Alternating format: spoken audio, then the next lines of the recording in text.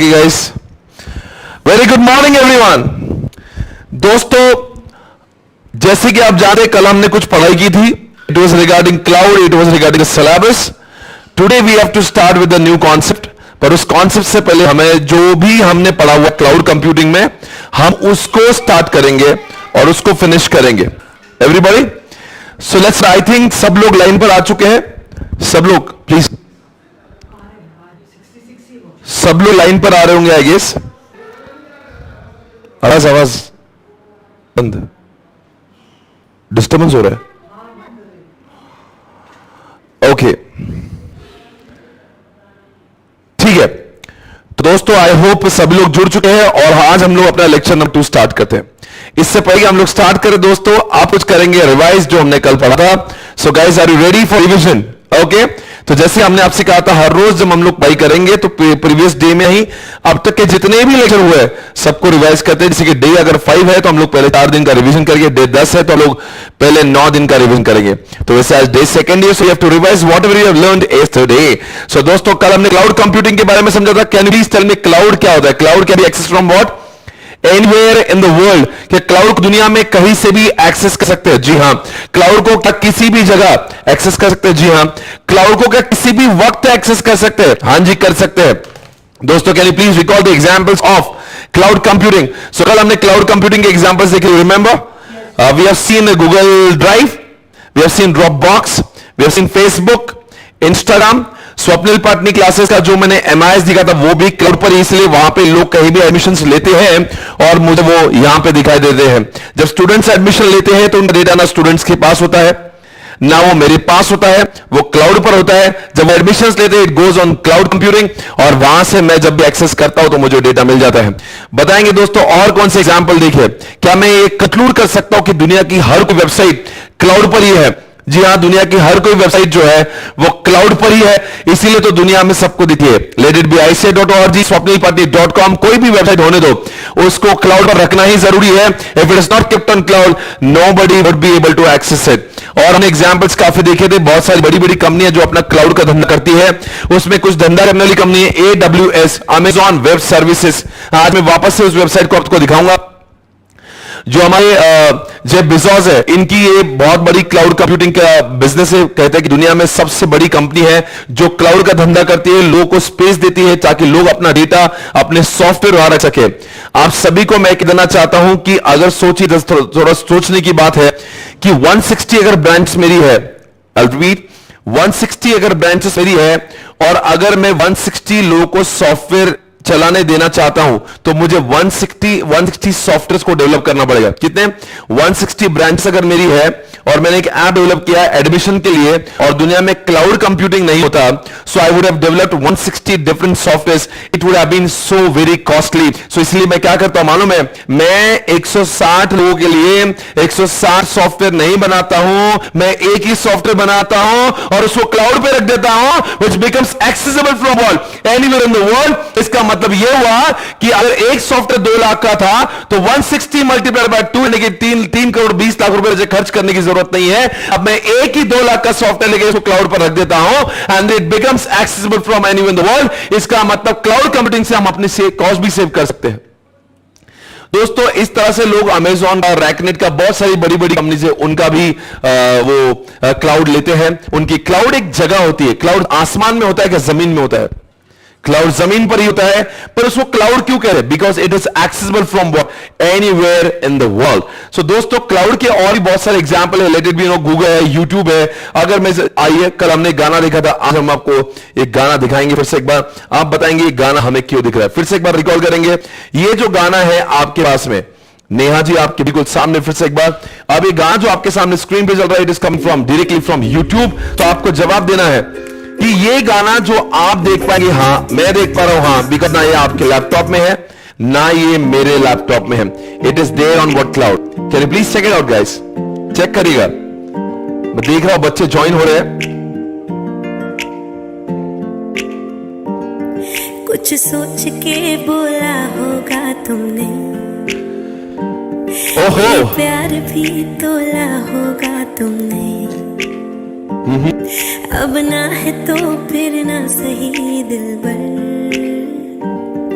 इस दिल को ये समझा लिया हमने, इसमें तेरा घाटा मेरा कुछ नहीं जाता, ज्यादा प्यार हो जाता तो दिल सह नहीं पाता, इसमें तेरा। ओके गाइस, आपने गाने का बहुत आनंद उठाया, बहुत बहुत शुक्रिया बताएंगे दोस्तों। ये एक एग्जांपल हमने यहाँ पे क्यों डिस्कस किया, because this song is coming directly from cloud. ये गाना आप भी आपके मोबाइल पे देख सकते हैं। जी हाँ, क्या मैं भी देख सकता हूँ? जी हाँ, इसका मतलब ये गाना ना आपके मोबाइल में ना मेरे मोबाइल पे, कहां पे है? It is there on cloud.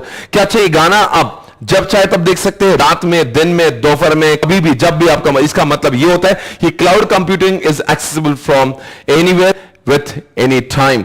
अच्छा, अगला सवाल आपसे मेरा है कि अगर मैं क्लाउड की बात कर रहा हूं तो क्लाउड का एक फीचर जो बड़ा खास है, जब हम लोग बात करते हैं, इट इज ऑलवेज पे पर यूज। क्या बोल रहा हूं मैं? पे पर use. What is the meaning of पे पर यूज? हम लोग को क्लाउड के लिए ज्यादा पैसे खर्च करने की जरूरत नहीं है। हमने जितना उसका कंजम्पशन किया होता है, हमें उतने ही पैसे देना होते हैं। यानी कि it is like an electricity bill. जितना हम लोग कंजम्पशन बिजली का करते हैं, उतना ही हम लोग बिल चुकाते हैं। ठीक उसी तरह से हम लोग क्लाउड का भी मानते हैं। अब आपसे एक सवाल है, मैं आपसे पूछना चाहता हूं। कल हमने 10-15 मिनट देखा था, लास्ट में कुछ वीडियो में प्रॉब्लम हुई। मैं वो सारी चीजें आपके साथ में कॉल कर रहा हूं ताकि आपको प्रॉब्लम ना हो। चलो, एक बार बताओ कि दोस्तों कि अगर मैं आपसे पूछता हूं, जैसे गूगल है, एक बार जरा देखते फिर से एक बार गूगल पे मैं कुछ भी टाइप करता हूं। मैं गूगल पे टाइप कर रहा हूं प्रियंका चोपड़ा, या फिर मैं टाइप करता हूं, चलो प्रियंका चोपड़ा को देखते हैं। प्रियंका चोपड़ा को मैं टाइप कर रहा हूं। फिर से एक बार थोड़ा सा रिवीजन करना हमेशा जरूरी होता है, बिकॉज आप भी नए नए हो, आपको ज्यादा इसके सब्जेक्ट के बारे में बहुत कुछ नहीं हो, अभी तो शुरुआत है। तो हमेशा आपको एक मेरी इच्छा होती है कि पूरा बेसिक से वापस से बिल्ड कराऊं। इसलिए आप बता दो, ये फोटो मैं क्यों दिखा रहा हूं? ये फोटो इसलिए दिखा रहा हूं बिकॉज ये फोटो आपको भी दिखता है, मुझे भी दिखता है। ये दिखता है बिकॉज ये गूगल के क्लाउड पर है। फिर सवाल ये उठता है कि दुनिया में क्लाउड क्या नहीं है? अगर ऐसी कोई तस्वीर मैंने अपनी ही डेस्कटॉप में रख दी हो, ऐसी कोई तस्वीर, ऐसा कोई गाना मैंने अगर मेरे लैपटॉप में रख दिया हो, तो it will not be accessible to anyone. क्या मैं उसको क्लाउड कहूंगा? जी नहीं। क्लाउड उसको तब कहते हैं जब it becomes accessible from anywhere in the world. इसलिए मेरे ऑफिस में रखे बड़े बड़े सर्वर भी जो दुनिया में कहीं से एक्सेसिबल नहीं होते, मैं उसको क्लाउड नहीं कहता हूं। और दोस्तों, कल हमने क्लाउड के अलावा और भी कुछ बात की थी। हमारे सिलेबस में कितने चैप्टर्स हैं? 5 चैप्टर्स है, हर किसी का इक्वल इंपॉर्टेंस है। तो आपको कल मैंने कहा था कि हम लोग चैप्टर 4 से शुरुआत कर रहे हैं। तो दोस्तों आओ पहले क्लाउड कंप्यूटिंग को खत्म करते हैं, और उसके बाद में एक नया कॉन्सेप्ट पढ़ेंगे जिसका नाम है artificial intelligence. So guys, let's start with cloud computing. ये रहा क्लाउड कंप्यूटिंग का डेटा आपके सामने अब। ओके, सो क्लाउड कंप्यूटिंग के ऊपर काफी सवाल हमारे चलते रहेंगे आज भी। काफी हमें पढ़ना है इसके अंदर। ओके, सो देखते हैं क्लाउड कंप्यूटिंग के बारे में।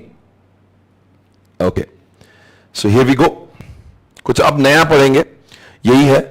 जब भी हम लोग पढ़ाई करते हैं, जब क्लाउड पढ़े या कोई भी, हम लोग आज भी आर्टिफिशियल इंटेलिजेंस देखेंगे, मोबाइल कंप्यूटिंग देखेंगे और BYOD देखेंगे।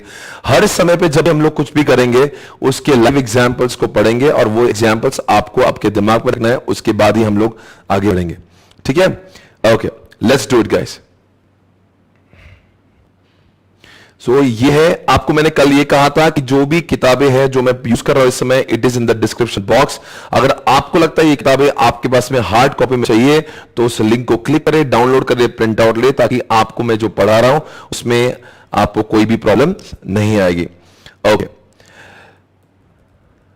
Okay, let's start. हम लोग कर रहे हैं क्लाउड के पहले प्रश्न से शुरुआत। आज का पहला प्रश्न देखते हैं, कैरेक्टरिस्टिक्स ऑफ क्लाउड कंप्यूटिंग। इसके अंदर कितने पॉइंट्स हैं? 6 पॉइंट्स आप लिख रहे होंगे। How many points are there? कि भाई क्लाउड के कैरेक्टरिस्टिक्स क्या है? क्या बोला? क्लाउड के कैरेक्टरिस्टिक्स क्या है? तो इससे पहले हम लोग इसको आगे बढ़े, शुरुआत करें। आपसे मेरा एक सवाल है कि आपको जब भी ये पढ़ना है, आपसे मुझे बोलना है, जब भी आपको पढ़ना है, आपके पास में वो एग्जांपल्स आपके दिमाग में होना चाहिए। अगर वो एग्जांपल्स आपके दिमाग में है, तो आपको सारे पॉइंट्स जो है वो इजीली रिकलेक्ट होंगे। So please write down all the examples. कल ये एग्जांपल्स मैं लिखवा रहा था, उस समय कनेक्शन टूट गया। प्लीज राइट डाउन गाइस, ये examples of cloud computing. Please tell me YouTube, फटाफट आपको लिखना है। और आपके पास एक नोटबुक होना चाहिए, जिस आपने एक सब्जेक्ट के लिए अलग से नोटबुक बनाना है, ESSM के लिए। आपके इसमें हाइलाइटर्स, आपके इसमें पेन प्रॉपर एकदम प्लस सामग्री आपके पास में होना चाहिए। All the equipments are required. Okay, number 1 YouTube, Google drive ले लेंगे, ड्रॉप बॉक्स ले लेंगे। दुनिया की सारी वेबसाइट जो है वो क्लाउड पर होती है। फेसबुक है, इंस्टाग्राम है, बताओ इंस्टाग्राम क्लाउड कैसे हुआ? बिकॉज मैं इंस्टाग्राम पे अपलोड करता हूं, आपको दिखता है ना? क्या मैंने आपको भेजा है क्या? नहीं ना। आपके मेमोरी में है क्या? नहीं ना। तो कहां पे है? एक बार क्लाउड पर डालते हो, दुनिया में सबको दिखता है। अच्छा, दुनिया की सारी वेबसाइट्स कहां पे क्लाउड पर है? ICI.org का है, क्लाउड पर है। तो एग्जाम्पल लिखते रहना है, Facebook, Instagram, Google drive, drop box, YouTube, AWS, ये सारे एग्जाम्पल्स है। राइट गाइस, यहां तक कि स्वप्निल पाटनी क्लासेस का जो MI सॉफ्टवेयर है, जो आपको मैंने एडमिशंस दिखाए थे, वो एडमिशन के लिए भी मैं GoDaddy के कंप्यूटर सर्वर्स का इस्तेमाल कर रहा हूं। ओके, तो जो मेरी वेबसाइट है वो भी एग्जांपल क्लाउड कंप्यूटिंग का ही है, इसलिए उसका डेटा मुझे जब चाहे तब मिलता है। आओ बच्चों, आप कैरेक्टरिस्टिक्स के साथ में शुरुआत करें। आपको वहां पे अगर आपके इसमें नोटबुक है तो जरूर एक हेडिंग देना, कैरेक्टरिस्टिक्स। क्या हेडिंग देंगे? Characteristics. Give the heading characteristics. लिखना है आपको सभी को, लिखो characteristics and write the first point, elasticity and scalability. लिखो elasticity and scalability. ओके, लिखा आपने elasticity and scalability? चलो ठीक है। आप मुझे बताओ scalability, जिनका इंग्लिश अच्छा बताएंगे, scalability का मतलब क्या है? It means we can increase and we can decrease, we can increase and we can decrease, we can reduce the size of cloud computing। क्या ये बात सही है? जी हां। इसका यह मतलब हुआ कि अगर मान लीजिए मेरे बिजनेस में अब मुझे रिक्वायरमेंट हुई, सपोज मैंने क्या किया था, मैं आपको मेरी बात बताता रहा हूं कि मैंने व्हेन आई स्टार्टेड swapnilpatni.com, तब इतने ट्रैफिक नहीं हुआ करती थी, तब मेरे पास में स्टूडेंट्स का इतना डेटा नहीं था। तब मैंने उनके 60 GB डेटा को मैंने हायर किया था। I had taken the plan जहां पे आई कैन यूज 60 GB। पर जैसे जैसे नंबर ऑफ स्टूडेंट्स बढ़ने लगे, हर कोई स्टूडेंट्स का हम लोग नाम लेते हैं, एड्रेस लेते हैं, उनका मोबाइल नंबर लेते हैं, सारा डेटा, कौन सा प्रोडक्ट बाय कर रहा है, वो कौन से शेयर है, वो सारी चीजें जब आप लोग भरते हो ना, क्लिक करते हो, वो कहां जाती है? मेरे कंप्यूटर में नहीं आती, it goes on what? Cloud. और इसीलिए मुझे क्लाउड को अब बढ़ाने की जरूरत पड़ रही थी। क्या मैं बढ़ा सका? जी हां। तो पहले मेरे पास कौन सा प्लान था? 60 GB का। फिर मैंने कहा भाई I want to shift from 60 GB to 100 GB। अब मैं 100 GB का प्लान यूज कर रहा हूं। इसका मतलब क्या हुआ? स्केलेबिलिटी। यू कैन इंक्रीज और decrease the size of cloud as per the business requirement. हो सकता है, चलो एग्जाम्पल लेता हूं मैं आपको, ये अभी हाल ही में मैं एग्जाम्पल ले रहा हूं। जो मैं लाइव स्ट्रीमिंग की क्लास कर रहा था, CA फाउंडेशन भी हमने लाइव स्ट्रीम पे लगाया है। तो पहले यू वर थिंकिंग कि वहां पे 1000 स्टूडेंट्स हो जाएंगे, तो 1000 स्टूडेंट्स के हिसाब से हमने बैंडविड्थ लिया था कि हम लोग, और वो सर्वर की कैपेसिटी ली थी हमने। तो फिर क्या हुआ? 1000 लोगों के हिसाब से ही। फिर बाद में वी अंडरस्टूड कि it is going beyond that. फिर हमने बोला कि we want to change plan, we want to shift from word, कि ये बैंडविड्थ का जो प्लान है वो 1000 स्टूडेंट्स के लिए, अब हमें वो 2000 स्टूडेंट्स के लिए चाहिए, ताकि 2000 स्टूडेंट एट अ टाइम देख पाए। तो उन्होंने बोला कोई बात नहीं, पैसा फेंको, तमाशा देखो, यू हैव टू मेक सी पे मोर गेट मोर। आपको जब भी आपकी रिक्वायरमेंट बढ़ जाती है, you have to pay more get more. हो सकता है 3 महीने बाद हमारी जो लाइव स्ट्रीमिंग की क्लास खत्म हो जाएगी, हम उस प्लान को बंद कर देंगे। हम पुकर में क्यों उसका रेंट भरते रहेंगे? इसका मतलब is scalable. You can increase, you can decrease the size as per the business requirement. इसका लिखिए वहां पे, देखो मैं आपको यहां पे भी दिखा रहा हूं, आपको सिर्फ मेरे पास ध्यान देना है। यहां पे लिखा है, देखो, expand and reduce. Cloud computing gives us the ability to expand and reduce the resources according to the specific service requirement. समझ में आया होगा? So please write down guys, आपको लिखना है we can increase, आपकी नोटबुक पर लिखना है। ये लिखवा रहा हूं मैं इसलिए क्योंकि अभी फिलहाल आपके पास में बुक नहीं है। अगर बुक होती तो मैं डायरेक्टली वहां पे हाईलाइट कर देता। तो मेक श्योर कल के लेक्चर आप सभी के पास में बुक है, तब तक आप सबको यही लिखना है। लिखो we can increase and decrease the size of cloud as per the requirement. We can increase and decrease the size of the cloud as per the requirement. चलो आगे बढ़ेंगे जी। अब बहुत आगे बढ़ने का समय आ चुका है दोस्तों। आपके सामने एक चीज मैं ला रहा हूं जिसका नाम है पे पर यूज। आप सभी को मैंने कल से काफी बार कहा, it is like an electricity bill. मैंने कहा ना, जो एक बार हमने कॉन्सेप्ट समझ लिया, अब उसमें उसको कैरेक्टरिस्टिक्स पूछने दो, उसको एडवांटेज पूछने दो, whatever you know the question it is, you would be able to answer because आपको कॉन्सेप्ट पता है। जरूर आपको लिखना सेकंड हेडिंग पे पर यूज। ये द सेकंड हेडिंग पे पर use. Okay, what is the meaning of this? पे पर यूज, जितना यूज करेंगे उतना ही पैसा देंगे, उससे ज्यादा देने की जरूरत नहीं। Once again I repeat, you do not have to pay more. जितना आपने कंजम्पशन किया है, जितना आपने यूसेज किया है, उसका बकाया बिलिंग आता है। अभी मैंने हाल ही में ये बैंडविड्थ का जो प्लान है उनको बोला है कि हमें बैंडविड्थ का एक हमने प्लान लिया है, उसमें उन्होंने कहा है कि सॉरी सर्वर का एक प्लान लिया है, उसमें उन्होंने कहा है कि अब आपको एडवांस में पैसे देने की जरूरत नहीं है, आप जितना उसका यूज करोगे उतना उसका बिल आएगा। मंथ एंड में जैसे अपने पोस्टपेड जो टेलीफोन्स होते हैं उसका बिल आता है, उसी तरह से इसका भी बिल आने वाला है और उसी तरह से हम लोग इसको यूज कर पाएंगे। समझ में आ रहा है आपको? इसका मतलब क्या हुआ है? ये पे पर यूज मॉडल है। लिखो, it is like an electricity, it is like an electricity.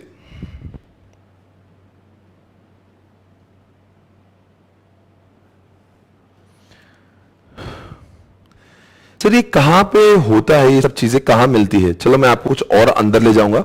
आपके सामने आपको एक अमेजॉन की वेबसाइट दिखाई दे रही है। मैं आपको आज AWS पे ले जाके सारे प्लान ही दिखा देता हूं ताकि आपको समझ में आए मैं क्या बोलना चाह रहा हूं। ठीक है ना? ये आपको दिख रहा है, देखो यहां पे मैंने अमेजॉन EC2 फीचर देखे हुए, दिख रहा है यहां पे, और उसके ठीक बाजू में ये अमेजॉन का EC2 मॉडल बोल के काफी फेमस है, काफी लोग इस सर्वर, ये वाला सर्वर चूज करते हैं। जैसे होता है ना पोस्ट पे में अलग अलग टाइप के मॉडल्स होते हैं। अगर आपने देखा होगा पोस्ट पे जो हम लोग मोबाइल लेते हैं उसमें अलग अलग टाइप के प्लान होते हैं, 500 का प्लान, 300 का प्लान, ऐसे इनके अलग अलग टाइप के सर्वर है। तो हर कोई इंसान अपने बिजनेस रिक्वायरमेंट के हिसाब से उसको ले रहा है, कोई ये ले रहा है, कोई और दूसरा ले रहा है, because it depends on your requirement. See हर किसी इंसान को एक जैसी रिक्वायरमेंट नहीं होगी ना, किसी को कुछ अलग है, किसका धंधा अलग है, किसका कुछ अलग है, तो उसके हिसाब से वो रिक्वायरमेंट लेगा। तो इस तरह से EC2 फीचर्स जो है, फॉर एग्जांपल देखो यहां पे सारे उसके लिखे हुए, to use EC2 use simply select, और ये सब कुछ फीचर्स लिखे उसके, ये सारी चीजें। पर एक देखते हैं इसके प्राइसिंग के बारे में जानने की कोशिश करते हैं कि इसका प्राइसिंग क्या है। देखो यहां पे ये उसका प्राइसिंग है, ये सारी चीजें जो दिख रही है आपको ये उसके प्राइसिंग मॉडल में मैं देख पाऊं। ठीक है ना? देखो उसकी ऑन डिमांड आपको दिख रहा है, ऑन डिमांड ये सारी चीजें देखो दिख रही है। देखो see rates of pricing, dedicated host, आप कहेंगे सब कुछ क्या है? देखो हमारे लिए सब चीजें नहीं है, पर आपको समझना चाहिए कि प्राइसिंग मतलब इसकी प्राइसिंग जैसे होती है। मैं आपको और भी दिखाना चाहूंगा, एक minute.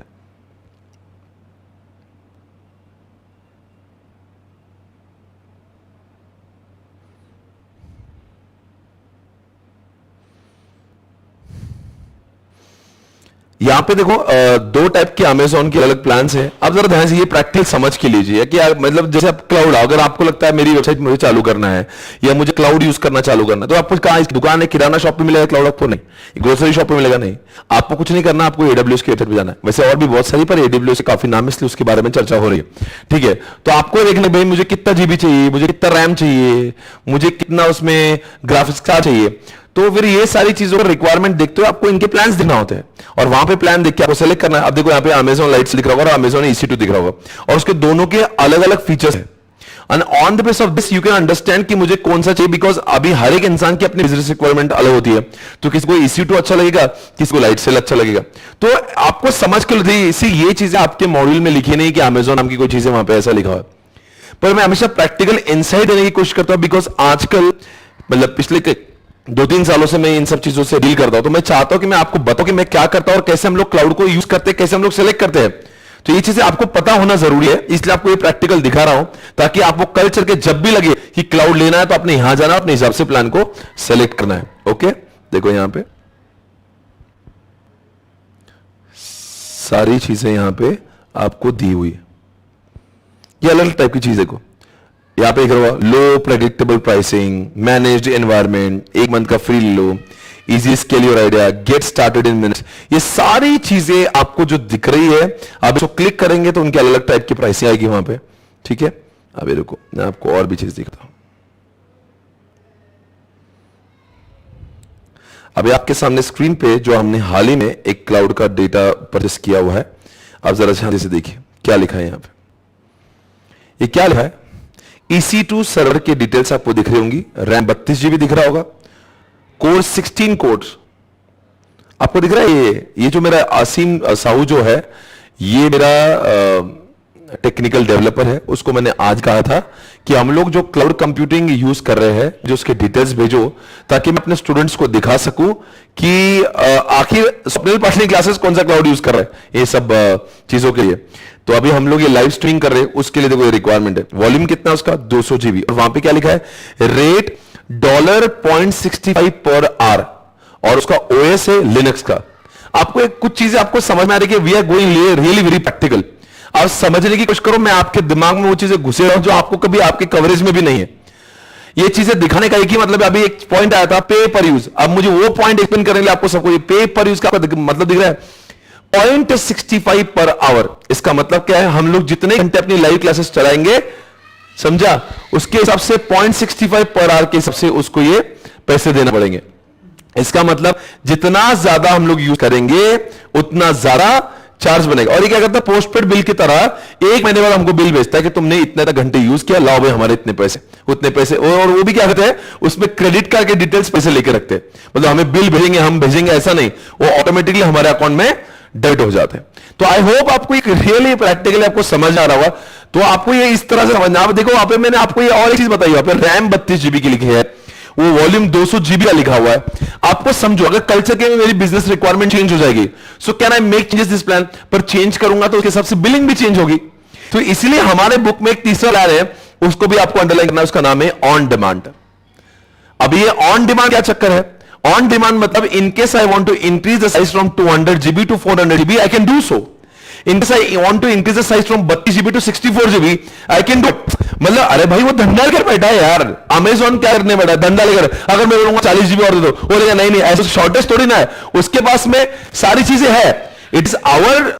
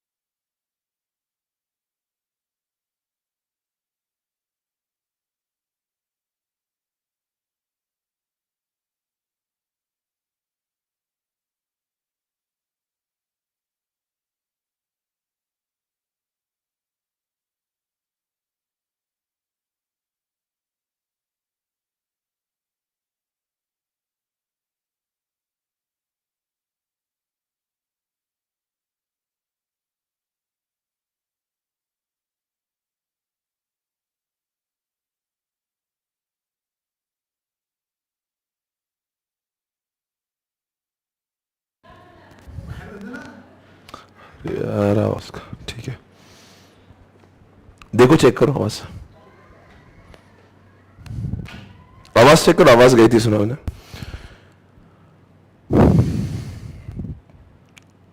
Check check check check, आवाज okay? I think all okay. Check करना भाई आवाज।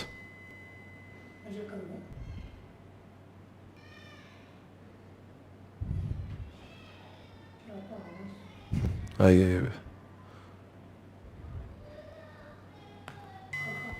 Okay, mic check mic check mic check, okay done.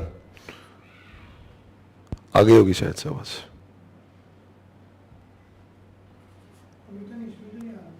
वो जो मैंने पहले पढ़ा है वो चल रहा है पहले तो, ओके।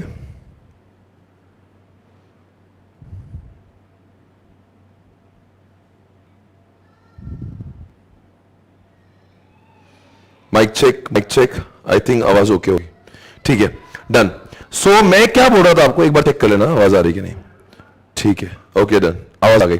सॉरी, मैं आपको जो पहले बोल रहा था वो वापस बोलता हूं कि इसमें मैंने दो चीजें आपको जो एग्जांपल पढ़ा है उसमें मैं कह रहा था कि पेपर यूज की मैं बात कर रहा था, यानी कि ये प्रैक्टिकल एग्जांपल दिखाने के पीछे मैं आपको समझा रहा हूं। पेपर इसका मतलब है कि अब जितने घंटे मैं इनका बैंडविड्थ यूज करूंगा या जितने घंटे इनका सर्वर यूज करूंगा उसके हिसाब से बिलिंग करेंगे। और ये लोग क्या करते हैं, मेरा डेबिट कार्ड और क्रेडिट कार्ड लेकर रखते हैं, तो जितना घंटे मैं यूज करता हूं उसमें से वो डिडक्ट कर देते हैं, तो उनके लिए पेपर यूज आपको समझ में आएगा। अब आप समझने की कोशिश करो ऑन डिमांड के, इसी लगे हाथ मैंने ऑन डिमांड कैसे पढ़ा दिया आपको मालूम है क्या?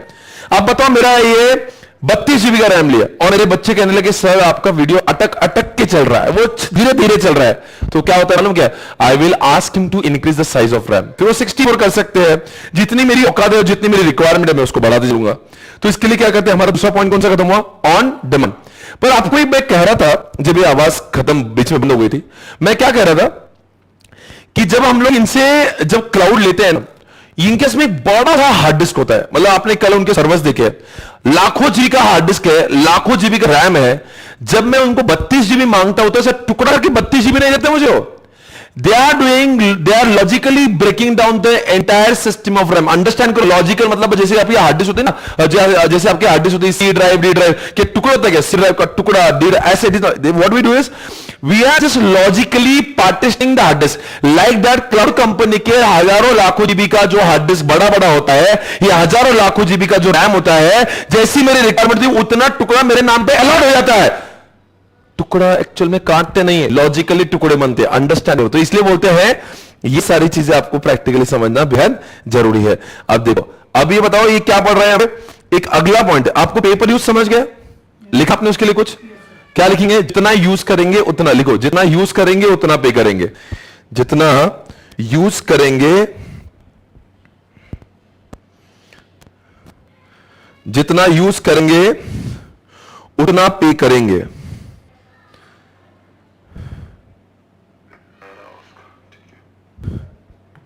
जितना यूज करेंगे उतना पे करेंगे, ठीक है। उसके बाद में आपको लिखना है नेक्स्ट पॉइंट, ऑन डिमांड। जितना यूज करेंगे उतना पे करेंगे। ऑन डिमांड लिखो। ऑन डिमांड का मतलब क्या है? यहां पे लिखा है ऑन डिमांड का मतलब आपकी बुक में, because we invoke cloud services only when need them, they are not a permanent part of the IT infrastructure. इसका मतलब क्या हुआ? क्या ये मेरे घर पे मुझे सारी चीजें रखने की जरूरत है, या मैं जैसी जैसी जरूरत पड़ती है वैसी वैसी मैं आता हूं? हाँ, आंसर क्या है?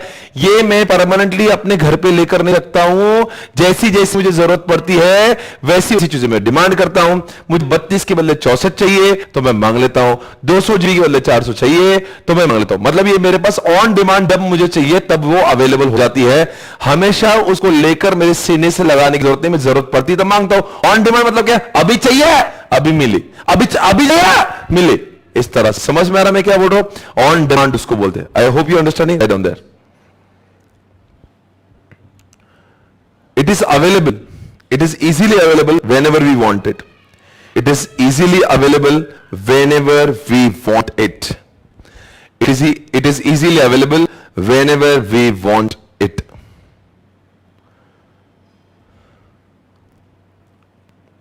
अब एक पॉइंट बहुत ही अच्छा है जो आपको बहुत मजा आएगा सुनकर भी, इसका नाम है रेजिलेंसी। रेजिलेंसी का मतलब समझने की कोशिश करो। एग्जाम्पल ध्यान से सुनना। एक बार ऐसे ही हुआ, मैंने गो डैडी वालों से बात करी थी कि मैंने कहा सर मेरे एडमिशन का पूरा डेटा आपके पास है। बोले सर बिल्कुल सही है।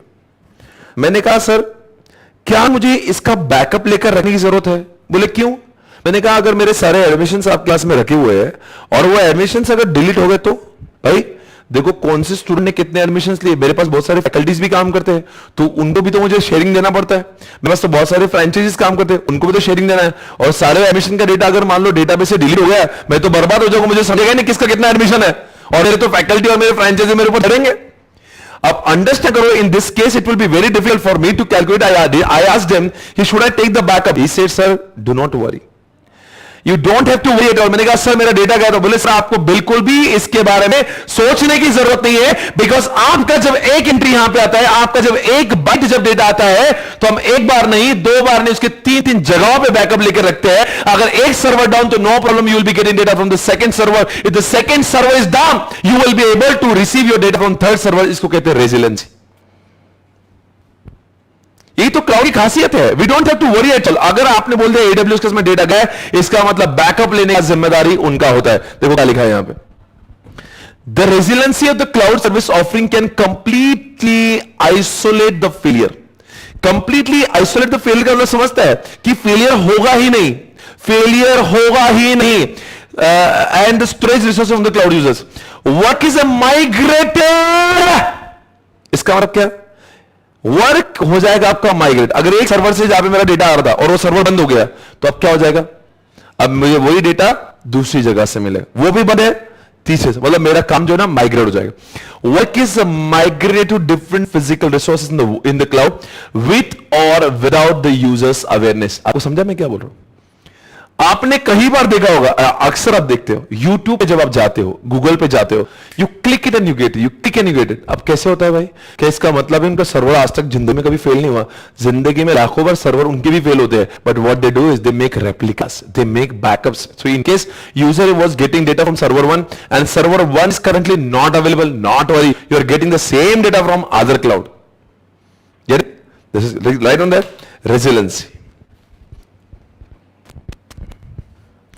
क्या लिखा आपने? रेजिलेंसी। ओके, रेजिलेंसी पॉइंट समझ गया? देखो, in case one server is down, in case one server is down, we receive data from other server,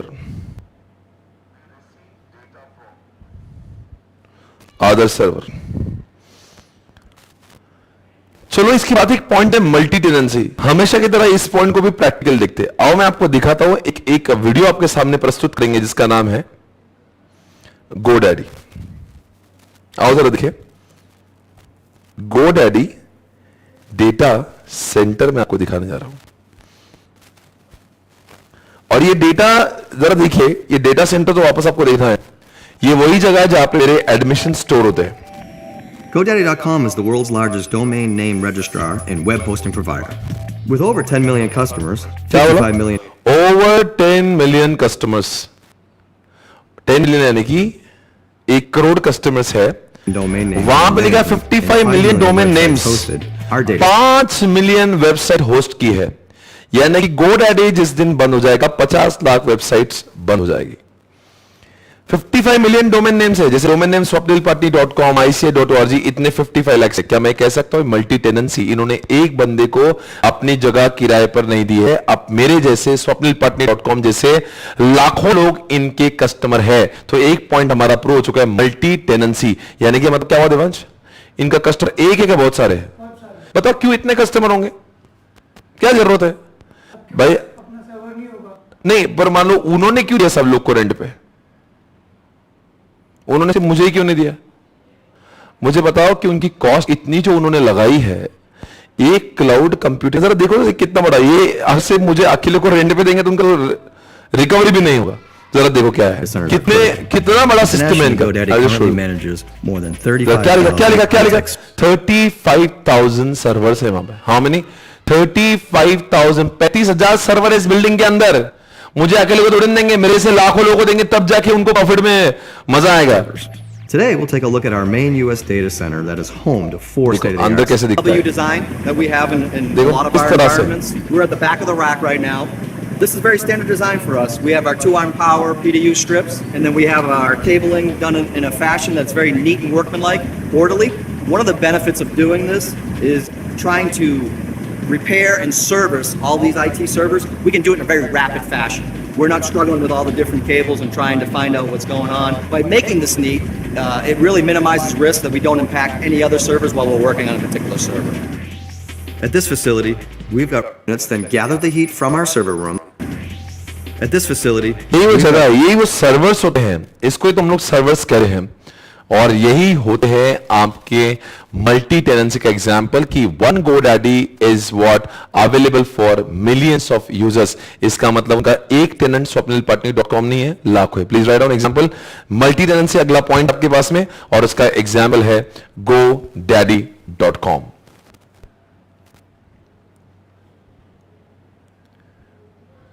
okay, यहां पे क्या लिखा है मैं पढ़ता हूं। ICA लिखता है Public cloud services providers often can host the cloud services for multiple users within the same infrastructure. बहुत इंपॉर्टेंट क्या है? मल्टीपल यूजर्स के लिए अवेलेबल है। और पॉइंट हमारा हो चुका है। अब अगला point, the last characteristics of the cloud computing. Sir ऐसे कोई सवाल पूछता है एग्जामिनेशन में, मुझे बताओ अगर सवाल पूछते हैं तो मैं आपको क्यों पढ़ाता। एग्जामिनेशन में ऐसे सवाल पूछते हैं, what are the characteristics of cloud computing, 5 mark के लिए, जहां फिर आपको सारे 6 पॉइंट लिखना पड़ेंगे और 6 पॉइंट के अंदर उनका थोड़ा थोड़ा जो रिलेवेंट डेटा है वो आपको लिखना पड़ेगा। इस तरह के क्वेश्चन 4 से 5 मार्क के एग्जामिनेशन में पूछे जाते हैं। हमारे सिलेबस में 30 मार्क के एमसीक्यूज और 70 मार्क के डिस्क्रिप्टिव आंसर्स आते हैं, ठीक है ना। तो इसको ऐसे सवालों को क्या बोलते हैं, एमसीक्यूज में भी पूछ सकते हैं और डिस्क्रिप्शन में भी पूछ सकते हैं। वर्कलोड मूवमेंट होती है, इसका मतलब यह हुआ कि एक क्लाउड से डेटा दूसरे क्लाउड में जा सकता है। क्या आपने कभी देखा एक पेनड्राइव से दूसरे पेनड्राइव में और एक हार्ड डिस्क से दूसरे हार्ड डिस्क में डेटा जा सकता है? जी हां, जाता है। तो यह बिल्कुल मुमकिन है कि एक क्लाउड कंप्यूटिंग से डेटा दूसरे क्लाउड कंप्यूटिंग में जा सकता है, या फिर एक ही क्लाउड कंप्यूटिंग के छत के नीचे एक सर्वर का डेटा दूसरे सर्वर में जा सकता है। इस बात को आपको समझना जरूरी है। The data can be move from one location to other location as per the requirement. जैसे मैं आपको एग्जांपल दे रहा हूं, let's take an example of Facebook. एक बार फेसबुक का ऐसे हुआ, मोदी जी ने मार्क जकरबर्ग को कहा कि मार्क, फेसबुक के ऊपर सबसे ज्यादा यूजर्स इंडिया के। बोले हां, डेटा कहां पे? बोले यूएस में। जब भी कोई इंसान इंडिया का फोटो और इमेज अपलोड करता है तो डेटा कहां जाता है? यूएसए के सर्वर्स पे, बिकॉज उसका लोकेशन वहां पे। मोदी जी ने कहा हमारे बहुएं, हमारे बेटियां, सबकी तस्वीरें फेसबुक पर अपलोड होती है, लोग शौक से दाते भी हैं, और डेटा कहां पे है? यूएस में। ये बिल्कुल भी टॉलरेटेड नहीं है। हमारा डेटा, हमारे बेटियों का डेटा, सबका डेटा मुझे भारत में चाहिए, वरना इंडिया के अंदर फेसबुक पे बैन लगा देंगे। यही सुनने के बाद मार्क ने कहा ऐसा कोई बात नहीं साहब, कोई बात नहीं है, आप बोलो कहां प्लांट लगाना है, आप जगह दे दो। बोले गुजरात में बहुत जगह है, गुजरात में बड़ा डेटा सेंटर डलवा दिया फेसबुक का। अब सारा का सारा डेटा फेसबुक ने वहां से इंडिया में शिफ्ट करवा दिया। अब इंडिया का कोई फेसबुक का डेटा इंडिया पर ही उपलब्ध है। इसका मतलब क्या? वर्कलोड मूवमेंट हुआ। इसका मतलब एक क्लाउड से डेटा दूसरे क्लाउड में चला गया। अरे इट्स इजी यार, डेटा ट्रांसफर। ये कोई हार्ड डिस्क, क्या बोलते हैं इसको, कोई हेवी चीज थोड़ी ना। अरे easy, the data can be transmitted from one location to other location. जैसे एक पेनड्राइव से दूसरे पेनड्राइव में जाता है कि एक क्लाउड से, क्लाउड मतलब होता क्या, सर्वर होते हैं, बड़ी बड़ी हार्ड डिस्क होती है, कि एक बड़ी हार्ड डिस्क से दूसरी बड़ी हार्ड डिस्क में जा सकता है। जी हां, तो इसमें एक दो बात इनके अंदर, यहां पे उन्होंने क्या लिखा है, cloud computing providers can migrate workload across the server. Across server क्या? एक ही क्लाउड के अंदर अलग अलग सर्वर पे, both inside and across data centre. इसका मतलब यह हुआ कि अंदर भी ट्रांसफर कर सकते हैं। सर ऐसे क्यों अंदर के अंदर ट्रांसफर करेंगे? अभी आपने फेसबुक का एग्जांपल है वो समझा कि एक क्लाउड से दूसरे क्लाउड। भाई अगर एक क्लाउड के अंदर मान लो 100 सर्वर है, 80 सर्वर में बहुत ज्यादा डेटा हो गया और उसके कारण उनकी स्पीड कम हो गई, एफिशिएंसी कम हुई, और 20 सर्वर जो खाली पड़े हुए हैं, तो क्या करते हैं, 80 सर्वर का डेटा उठा उठा के 20 सर्वर पे डाल देंगे, ताकि सब सारे सर्वर अच्छे से काम करेंगे। इसलिए कहते हैं अंदर के अंदर डेटा वर्कलोड शिफ्ट हो सकता है, बाहर भी हो सकता है। आगे, this migration might be necessitated by cost. हो सकता है कभी कभी कॉस्ट कम करने, हो सकता है यूएस से इंडिया में मार्क जकरबर्ग खुद ही बोल दे कि मोदी जी मैं अपने डेटा सेंटर को इंडिया में ला सकता हूं। ऐसे क्यों बोलेगा? क्योंकि यूएसए में बहुत ज्यादा कॉस्ट है, तो to save his cost can it be shifted from USA to India. हाँ, सी रीजन भी हो सकता है, कॉस्ट की वजह से हो सकता है, या फिर वहां पे एक रिक्वायरमेंट है, देखो रेगुलेटरी रीजन की वजह से भी हो सकता है। तो कोई भी वजह से data can be shifted from one server to other server और one cloud to another cloud. ये 6 पॉइंट्स हमने खत्म कर लिए। अब ये 6 पॉइंट के लिए आपको एक पॉइंट लिखना जरूरी था, वहां पे वर्कलोड मूवमेंट लिख दो। वहां पे data can be shifted from one server to other server और one cloud to other cloud, ये आपको लिखना जरूरी है।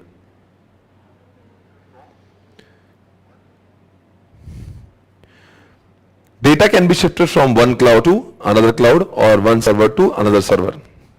सो दोस्तों 6 पॉइंट हमने खत्म किया, और अगर आपका ध्यान थोड़ा सा भी इधर उधर भटका होगा तो वो मेरा समय आ चुका है, मैं सारे पॉइंट को फिर से एक बार आपके लिए रिकॉल करूंगा। और प्लीज जब मैं अब रिकॉल करूंगा ना, तो आप प्लीज अपने मन से उसके जवाब देने की कोशिश करना। ओके, एक एक पॉइंट बोलते हैं। सबसे पहले पॉइंट कौन सा बोला था? Scalability. What was the meaning? देख, आंसर देखना नहीं, मन से बोलना है। बोलो, क्लाउड का स्केलेबिलिटी मतलब कि can we increase the size, can we reduce the size of cloud? Yes. Number 2, what is the meaning of pay per use? बोलो जल्दी से, पेपर यूज का मतलब क्या है? जितना यूज करेंगे उतना ही पे करना होगा, ना कम ना ज्यादा। नंबर 3 और ऑन डिमांड का मतलब क्या है? अरे मुझे आज 32 GB चाहिए, कल 64 कर रहा है, कर सकता हूं क्या मैं? हाँ कर सकता हूं। रेजिलेंसी का मतलब क्या है? रेजिलेंसी मतलब अगर मैंने एक क्लाउड पर डेटा रख दिया और एक क्लाउड का डेटा चला गया तो क्या मैं दूसरे क्लाउड से भी फेच कर सकता? Because they are taking what? Multiple backups. आपसे what is the meaning of multi tenancy? Example लेता हूं GoDaddy का, बताओ मल्टी टेनेंसी का मतलब क्या है? एक क्लाउड के एक ही कस्टमर बहुत सारे होंगे, बहुत सारे होंगे। एक टेनेंट होंगे क्या? बहुत सारे होंगे। वर्कलोड मूवमेंट का मतलब क्या? Can we shift workload from one server to other server, one cloud to other cloud? Yes possible. इसी तरह से दोस्तों ये सारे के सारे 6 पॉइंट्स हमारे खत्म हुए। तो आई थिंक अब समय आ चुका है, हम लोग आगे भी बढ़ेंगे और आपको बहुत मजा आएगा पढ़ते पढ़ते, क्योंकि आपको लगेगा सर ये जो हम लोग पढ़ रहे कितना इजी लग रहा है। वो इजी क्यों लग रहा है मालूम? बिकॉज हमारा कॉन्सेप्ट क्लियर है। अब जरा एडवांटेज पढ़ूंगा ना, 5 मिनट में एडवांटेज खत्म हो जाएगा, बिकॉज क्योंकि हमने कॉन्सेप्ट पढ़ लिया है। अब बताएंगे एडवांटेज ऑफ क्लाउड कंप्यूटिंग। बोलो क्या होता है? Achieve economies of scale. इसमें क्या लिखा है? वॉल्यूम आउटपुट और productivity can be increase even with the fewer systems, thereby reduce the cost per unit of the project. क्या बोल रहे हैं? Volume output of the productivity can be increased even with fewer systems and thereby reduce the cost per unit of the project. तो ये बात समझ में नहीं आई, इस बात को थोड़ी देर के लिए पेंडिंग रखता हूं, बस 2 मिनट के लिए, उसके बाद में आता हूं। Reduce spending on the technology infrastructure। आप जवाब देना कैसे? देवांश आपको बताना है टेक्नोलॉजी इंफ्रास्ट्रक्चर मेरी कितनी ब्रांचेस है? 160 ब्रांचेस है। और तो कितने सॉफ्टवेयर लगते अगर क्लाउड नहीं होता? तो I would have installed 160 software on 160 different locations of India. It would have cost me so much. अब how much I'm spending? 2 lakh रुपए एक सॉफ्टवेयर के, और 160 जगह होती और दुनिया में क्लाउड नहीं होता तो 160 मल्टीप्लाइड बाय 2 के 3 करोड़ 20 लाख का मैं खर्चा करता। आज मैं क्या कर रहा हूं? क्लाउड पे होने की वजह से अब मेरा सॉफ्टवेयर मैं कहां लगा रहा हूं? क्लाउड के सर्वर पर डालता हूं। The moment it is on cloud it becomes accessible to each and every franchise of mine. इसलिए अब 160 ब्रांचेस से जब एडमिशन लेते हैं सबको अलग अलग सॉफ्टवेयर देने की जरूरत नहीं है, और इसीलिए यह हुआ है कि I am able to save huge cost. So can please understand guys? तो किसकी कॉस्ट मैंने सेव कर ली? सॉफ्टवेयर की। अब सोचने की बात है, क्या मैंने सिर्फ सॉफ्टवेयर की कॉस्ट सेव करी है या मेंटेनेंस की भी कॉस्ट सेव करी है?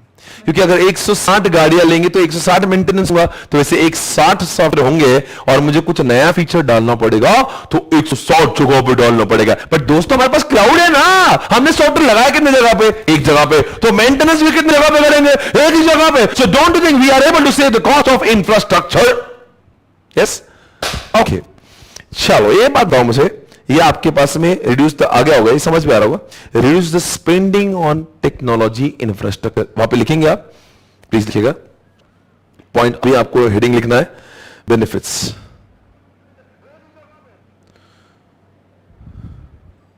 और बेनिफिट्स में क्या लिखना? सबसे first point reduce spending, reduce spending. और उसका एग्जाम्पल कौन सा हुआ? सॉफ्टवेयर। Example software. और लिखो SPC is not required to, SPC is not required to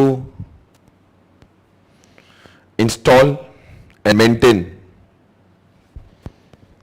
not required to install and maintain softwares eight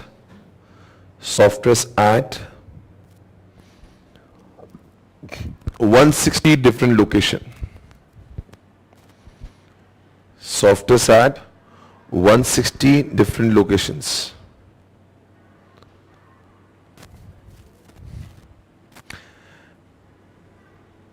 Okay, this is the first point, first benefits that we are done with.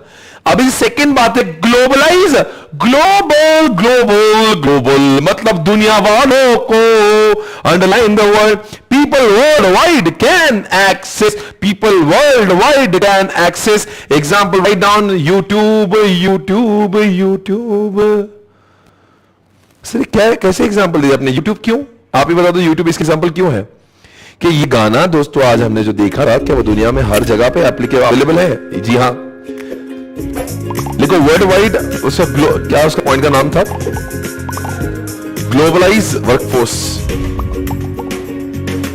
इसको क्यों इन्होंने globalise कहा है?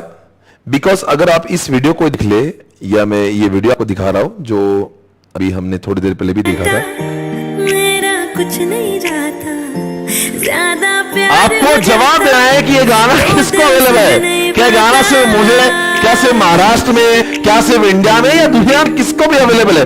किसी को भी accessible है। सो don't you think guys, YouTube ये भी एक क्लाउड है और दुनिया में किसी को भी अवेलेबल हो जाता है। The moment the data is available on cloud, it becomes accessible anywhere in the world, everywhere in the world. इसीलिए क्लाउड फेमस हुआ है यार। एक जब अभी गूगल क्यों फेमस हुआ है? बिकॉज डेटा कहां पर डाल दिया है? क्लाउड पे। और वो किसको दिखता है? किसको दिखता है? पूरी दुनिया में सबको दिख रहा है। सिंपल है, वर्ल्ड वाइड एक्सेस। तो उसका एग्जाम्पल हो गया गूगल भी और यूट्यूब भी। चलो आगे बढ़ते। बहुत ही अच्छा पॉइंट है। क्या मजा आ गया, क्या मजा, क्या मजा, क्या मजा, कितना मजा यू आ रहा है। स्ट्रीमलाइन हो गई मेरी बिजनेस प्रोसेस। लिखो streamline business process, streamline business process. और एग्जांपल लिखो SPC admissions, SPC online admission. SPC मतलब Swapnil Patni classes online admissions. आपको जवाब देना है यह पॉइंट कैसे हो गया? बताओ मेरे बिजनेस की प्रोसेस एडमिशन लेना है कि नहीं? क्या मेरे धंधे में एडमिशन लेना है कि इंपॉर्टेंट प्रोसेस है कि नहीं? अब बताओ दोस्तों, अगर क्लाउड कंप्यूटिंग नहीं होता तो दुनिया में और इंडिया में जब भी लोगों को एडमिशन लेना होता तो एडमिशन कैसे लेते? क्या पुणे में आके लेते? मेरे एम्प्लॉय के पास में आके? और वो अगर मान लो किसी पंजाब के बंदे को एडमिशन अगर लेना होता तो क्या पुणे में आता? वो 48 घंटे रेलवे का सफर करके सिर्फ पुणे में एडमिशन लेने आता? जी नहीं दोस्तों, इसीलिए क्या हुआ, क्लाउड पे एडमिशन का सॉफ्टवेयर आने की वजह से मेरा पूरा एडमिशन का प्रोसेस हो गया है ऑटोमेटेड और स्ट्रीमलाइन। इंडिया में कोई भी इंसान किसी भी जगह से कभी भी किसी समय पे भी एडमिशन ले सकता है। तो बताओ मैनुअल वर्क है क्या ऑटोमेशन आ चुका है? अब क्या मेरे मैनुअल वर्क की जरूरत है क्या नहीं? क्या पूरा मेरा एडमिशन का प्रोसेस ऑटोमेटेड हुआ या नहीं? क्या मुझे कभी भी एट अ टाइम, कल भी मैं आपको रिपोर्ट दिखाए, क्या आपको लगता नहीं सारा डेटा, मैंने तो यहां तक बताया था, कल मैं 11 बजे पढ़ रहा था, फिर भी आपको देखो 10:40 एडमिशन हुए हैं, 10:48 को है। इसका मतलब पूरा का पूरा प्रोसेस मैंने एडमिशन का ऑटोमेटेड कर दिया है। अब इंडिया में जिसको भी जहां से एडमिशन लेना है, मुझे पर्सनली उसमें इन्वॉल्व की जरूरत नहीं है। मेरे एम्प्लॉयज को भी पूरा प्रोसेस हमने ऑटोमेटेड से स्ट्रीमलाइन कर दिया। एडमिशन का प्रॉब्लम ही खत्म। I hope you understand this point, yeah? Okay. उसमें एक 6 नंबर का पॉइंट है, परवेसिव एक्सेसिबिलिटी लिखा अंडरलाइन करो, एनी टाइम एनीवेयर। सर ये एनी टाइम एनीवेयर, अरे भाई कम ऑन, अब कितने बार वही बोलूं? यूट्यूब, गूगल, फेसबुक, इंस्टाग्राम, रात में, दिन में, दोपहर में, शाम में, whenever you want it, wherever you want it, you can access YouTube, you can access Google, you can access Insta। इसीलिए तो अरे भाई ये सबसे बड़ी बात है और यही पॉइंट, ये उसका सबसे बड़ा एडवांटेज है। सोचो ये पॉइंट अगर ना हो, अगर क्लाउड एनी टाइम हटा दो क्लाउड में से, तो कोई क्लाउड यूज ही नहीं करेगा। यही तो एक वजह है जिसकी वजह से हम लोग क्लाउड यूज करते हैं। बराबर? अब समझो यूट्यूब एनीवेयर नहीं दिखता, यूट्यूब कहां दिखता? समझो यूएसए में दिखता सिर्फ, और वो दोपहर में दिखता, तो कोई यूट्यूब को यूज करेगा? बोले यूट्यूब यूज करेंगे आपको वॉशिंगटन जाना पड़ेगा, हाँ, और वहां पे जाके आपको उसी समय पे जाना पड़ेगा और साथ साथ में दोपहर में जाना पड़ेगा। अरे भाई आज यूट्यूब लोग पसंद करते हैं दिन में, रात में, जब चाहे तब, किसी भी मोबाइल फोन से, किसी भी लैपटॉप से दिखता है, वो एनीवेयर एनी टाइम है, इसलिए तो लोग उसको इतना यूज करते हैं। यही तो बात है, क्लाउड में एक बार डेटा आ गया, जैसे स्वप्निल पाटिल क्लासेस ने आपने डेटा क्लाउड में डाल दिया, अब रोज रात को भी एडमिशन ले सकते हैं लोग, दोपहर में ले सकते हैं। अब ICAR.org की वेबसाइट लोग कभी भी देख सकते हैं। यही तो क्लाउड का सबसे बड़ा awesome point है। Please write down guys. Pervasive accessibility.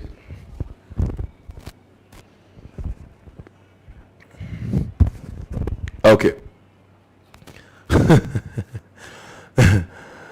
अब जरा देखना, ये बहुत ही अच्छा बात दिखा है, रिड्यूस कैपिटल कॉस्ट। जरा हेडिंग देना, reduce capital cost. Reduce capital cost. आइए साहब, स्वागत है आपका इस शो में। जरा देखिए आपके सामने मैंने GoDaddy का डेटा सेंटर दिखाया था। GoDaddy.com बताओ एसपीसी के एडिशन यहाँ पे हो रहे हैं, पर क्या एसपीसी को इन सब में पैसे लगाने की जरूरत है क्या? ये इतने केबल्स आपके सामने दिख रहे हैं और इतने बड़े बड़े सर्वर आपके पास दिख रहे हैं, क्या मुझे सबसे में पैसे लगाने की जरूरत है? जी नहीं, क्यों नहीं? मुझे सिर्फ भाड़ा देना है, उसका रेंट देना है, सारी सर्विसेज मुझे आसानी से अवेलेबल हो जाती है। आपके सामने स्क्रीन पे दोस्तों दिख रहा है, देखो बच्चों, मैं आज कुछ हजारों में और कुछ 1-2 लाख रुपए देकर इन सब सेवाओं को उपलब्ध कर रहा हूं। क्या सचमुच इसकी कॉस्ट, सपोज मेरा रेंट है 1.5 लाख रुपए, क्या 1.5 लाख की कॉस्ट है? इसके पैसे तो हजारों करोड़ के होंगे, पर मेरे पास, हर आम आदमी के पास में इतने पैसे नहीं, ना कि होने की जरूरत है। मैं चंद केवल हजारों लाख रुपए देके इन सुविधाओं का लाभ ला सकता हूं। यही तो मैं कहना चाह रहा हूं आपसे। अपने को ज्यादा पैसे इन्वेस्ट करने की जरूरत नहीं है, हम लोग करोड़ों की चीजें यूज करें लाखों देख के। Reduced capital cost. सो ना क्लाउड नहीं होता तो क्या करते? इतना सारा आएगा।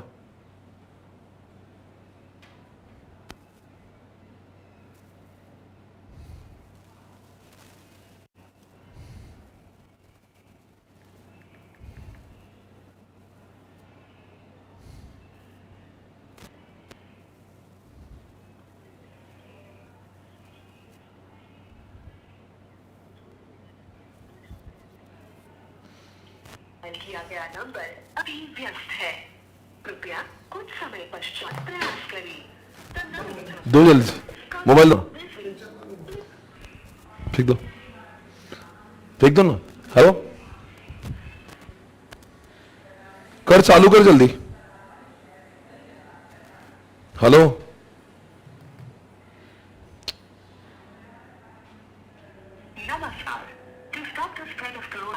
अरे इसको प्रसाद को बोलना फिर आगे। प्रसाद करना, ऑन करना है, लेक्चर बंद हुआ है। चालू है ना, मुझे अभी दिख रहा हूँ। अरे मैं बंद हो गया था ये। हाँ वो बंद हो गया था, लेकिन अभी फिर से सिग्नल आ गया, मुझे दिख रहा है अभी दिख रहा है ना? श्योर? हाँ दिख रहा है। चलो ठीक है, एक बार चेक कर लिया। हाँ चालू वही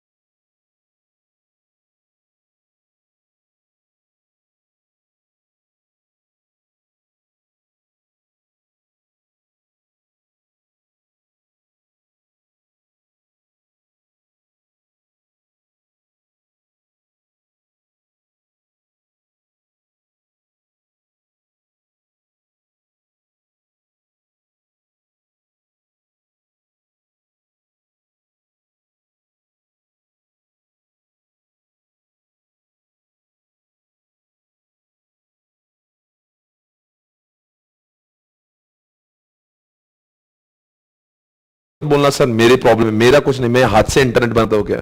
इंटरनेट बनाना मेरे घर का, मेरा फैक्ट्री है क्या? नहीं ना।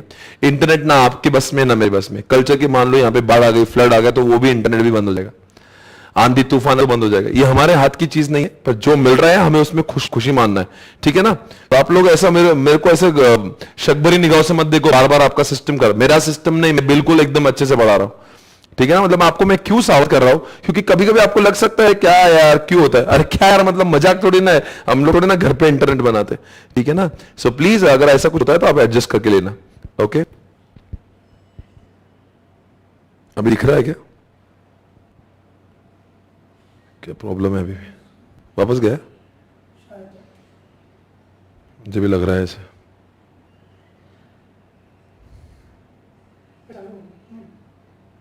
चल रहा है ना सब कुछ?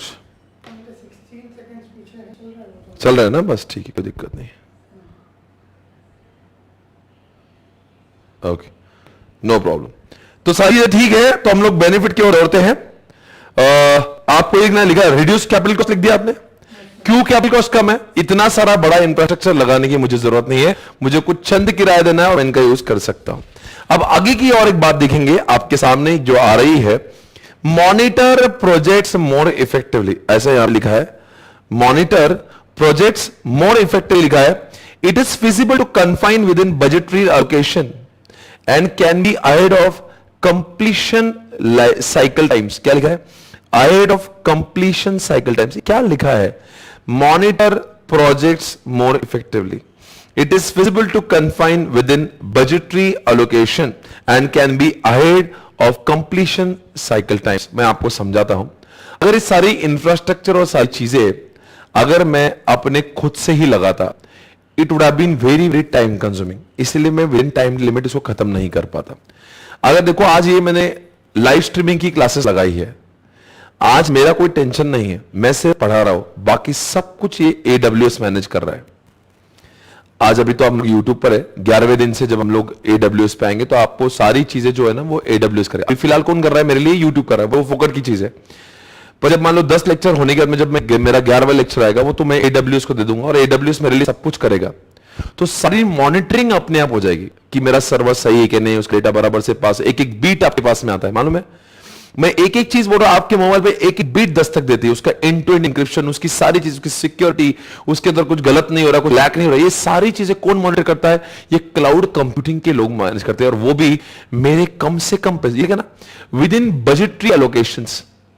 मतलब कि मेरा टेंशन नहीं, once I take the cloud का thing, I don't have to look after anything, सारी चीजें अपने आप ही मॉनिटर हो जाती है। आई होप आपको समझ में आ रहा होगा चीज, right? Example write down, monitor, वहां पे आपको लिखना है heading, monitor projects more effectively. देखो मॉनिटर प्रोजेक्ट्स मोर, कौन मॉनिटर कर रहा है? मैं नहीं कर रहा हूं, वो कर रहे हैं मेरे लिए। मेरे लाइव स्ट्रीमिंग का बिजनेस वो लोग मॉनिटर कर, लिखो मॉनिटर प्रोजेक्ट्स मोर इफेक्टिवली, और example write down, SPC live streaming classes is monitored by AWS। AWS manage कर रहा है, मैं तो कुछ कर नहीं रहा हूं, मैं तो सिर्फ पढ़ा रहा हूं। पर हां, AWS का क्या रोल नहीं है। अब मेरे यहां का इंटरनेट लॉस हुआ तो उसमें AWS कुछ नहीं कर सकता। मेरे यहां पे हवा आ गई, इंटरनेट खराब हो गया, उसमें AWS कुछ नहीं कर सकता। Okay, less personal training. आप ही मुझे बता दो, मेरे पास में ज्यादा होशियार लोगों की जरूरत क्यों नहीं है? देवांश आप बताओ, क्या मेरा टेक्निकली बहुत साउंड होना जरूरी इसमें? नहीं जरूरी। क्यों? सब मैनेज कर रहे हैं ना भाई, मुझे क्या करना है? अरे मैं कुछ कर ही नहीं रहा हूं, आप देख रहे हो मैं कुछ कर रहा हूं। इतने बड़े बड़े सर्वर है, वहां की टेक्नोलॉजी है, वहां कैसा डेटा पास ऑन होता है, उसकी सिक्योरिटी कैसे होना चाहिए, ये it's none of my business, even I am not even required to be trained of it. मेरे को क्या करना है? मैं सिर्फ यहां से इंटरनेट से डेटा बाहर भेज देता हूं, उसके बाद में वो कैसे आप तक पहुंचता है ये मेरा धंधा नहीं साहब। ना कि मैं उसमें होशियार हूं, ना कि मुझे होशियार होना जरूरी है, ना कि मेरे ऑफिस में भी। Even my office staff is not even required to be that trained enough, क्योंकि ये सारी चीजें वो खुद मैनेज कर रहे हैं। इसीलिए तो अपना काम है अपने धंधे पे फोकस करना। मैंने होशियार किस में होना चाहिए? पढ़ाने में। जब भी कोई इंसान, ICI होशियार किस में होना चाहिए? उनके किताबें बनाने में, उनके सिलेबस में बनाने में। एक बार उन्होंने क्लाउड पे डाल दिया और आप तक किताबें पहुंचेंगी कैसे, वो क्लाउड का मैटर है। इसका मतलब जो भी लोग अपनी वेबसाइट्स बनाते हैं उन्होंने किस में होशियार होना चाहिए? वेबसाइट बनाने में। फिर वेबसाइट एक बार क्लाउड पे डालने के बाद में वो लोगों तक कैसे पहुंचेगी ये उनका मैटर है। इसका मतलब अर्थात है आम आदमी को अपने धंधे में होशियार होना जरूरी है। टेक्नोलॉजी का बहुत ज्ञान ना होने के बावजूद भी वो क्लाउड का इस्तेमाल कर सकता है। लिखो वहां पे, less personal training is needed.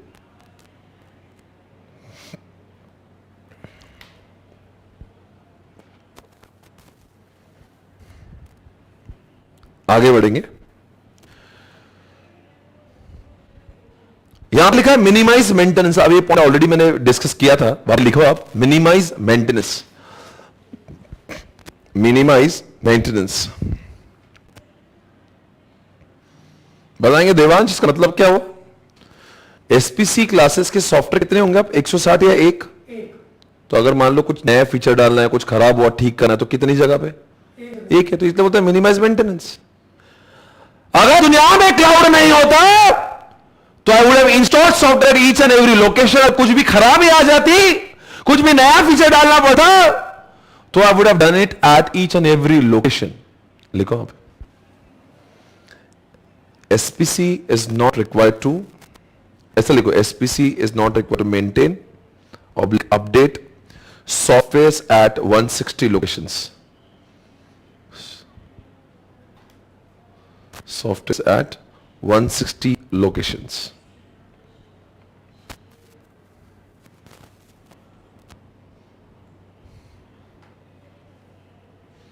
Okay. यहां पे लिखा है इंप्रूव्ड फ्लेक्सिबिलिटी। उसका मतलब क्या है?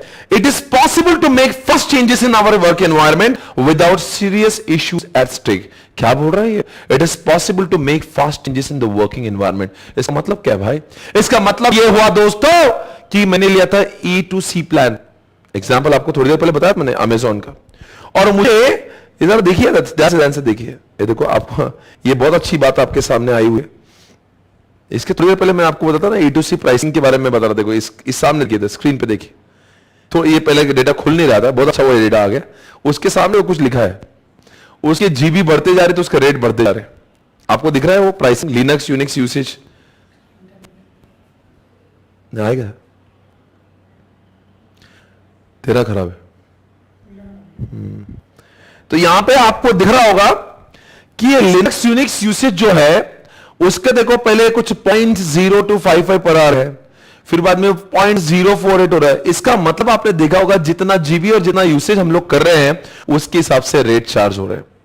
अब दोस्तों मुझे बता दो कि अगर मान लीजिए ये मैंने 32 GB GIB लिया हुआ है, और अगर मैंने वहां से अगर मैं कुछ शिफ्ट करके किसी और प्लान में जाना चाहता हूं, मान लो 4 GIB का लिया मैंने, 4 यहां पे और बाद में 8 का लिया, तो मुझे कुछ करना थोड़ी ना, ये बहुत फ्लेक्सिबल है। अंडरस्टैंड करो, व्हाट इज फ्लेक्सिबल? रिजिड होता है, रिजिड मतलब बदलने को तैयार ही नहीं, और फ्लेक्सिबल तो क्या बहुत आसानी से बदल जा रहा है। इसका मतलब मैं अगर 4 से 8 पे जाता हूं तो मुझे कुछ बहुत मेहनत करने की जरूरत नहीं है। मुझे से बोलना भाई वो 4 का प्लान बंद कर दो, 8 का प्लान लगा दो, बोलेंगे भाई कोई बात नहीं, अगली बार आपके डेबिट कार्ड में कट जाएंगे, मैं कट दे दो, कोई बात नहीं, इजी। आपको संघर्ष नहीं करना है। और मैं बर्बाद हो गया, अरे भाई मेरे पास में आज 1000 बच्चे स्टूडेंट पढ़े लाइव स्ट्रीमिंग, कल 2000 पढ़ेंगे, तो मुझे बहुत कुछ अफलातून कुछ करना नहीं है, मुझे सिर्फ उनको अपडेट करना, भाई वो मेरा प्लान का साइज बढ़ा दो, that's all. I hope you understanding this. Yeah? Yes. Yeah? तो इसका मतलब क्या फ्लेक्सिबिलिटी मतलब क्या? जो आसानी से चेंज हो क्या ना हो, चेंज हो, तो इसका मतलब ये फ्लेक्सिबिलिटी है। I can make changes in the plan. I am using this. Okay, today I am not liking this plan, or I want something else. I can do it easily. मतलब I don't have to take any efforts to make changes. मुझे सिर्फ उनको बोलना है भाई एक mail डालना है, अपडेट करो, अपडेट हो गया, डन। लिखो वर्किंग एनवायरमेंट, वहां पे लिखो हेडिंग फ्लेक्सिबिलिटी, और लिखो work environment can be changed easily. Work environment can be changed very easily.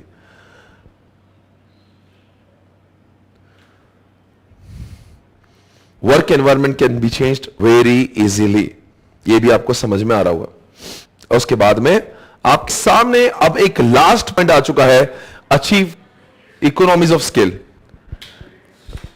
Achieve economies of scale आपके सामने है, और उसका मतलब क्या लिखा है?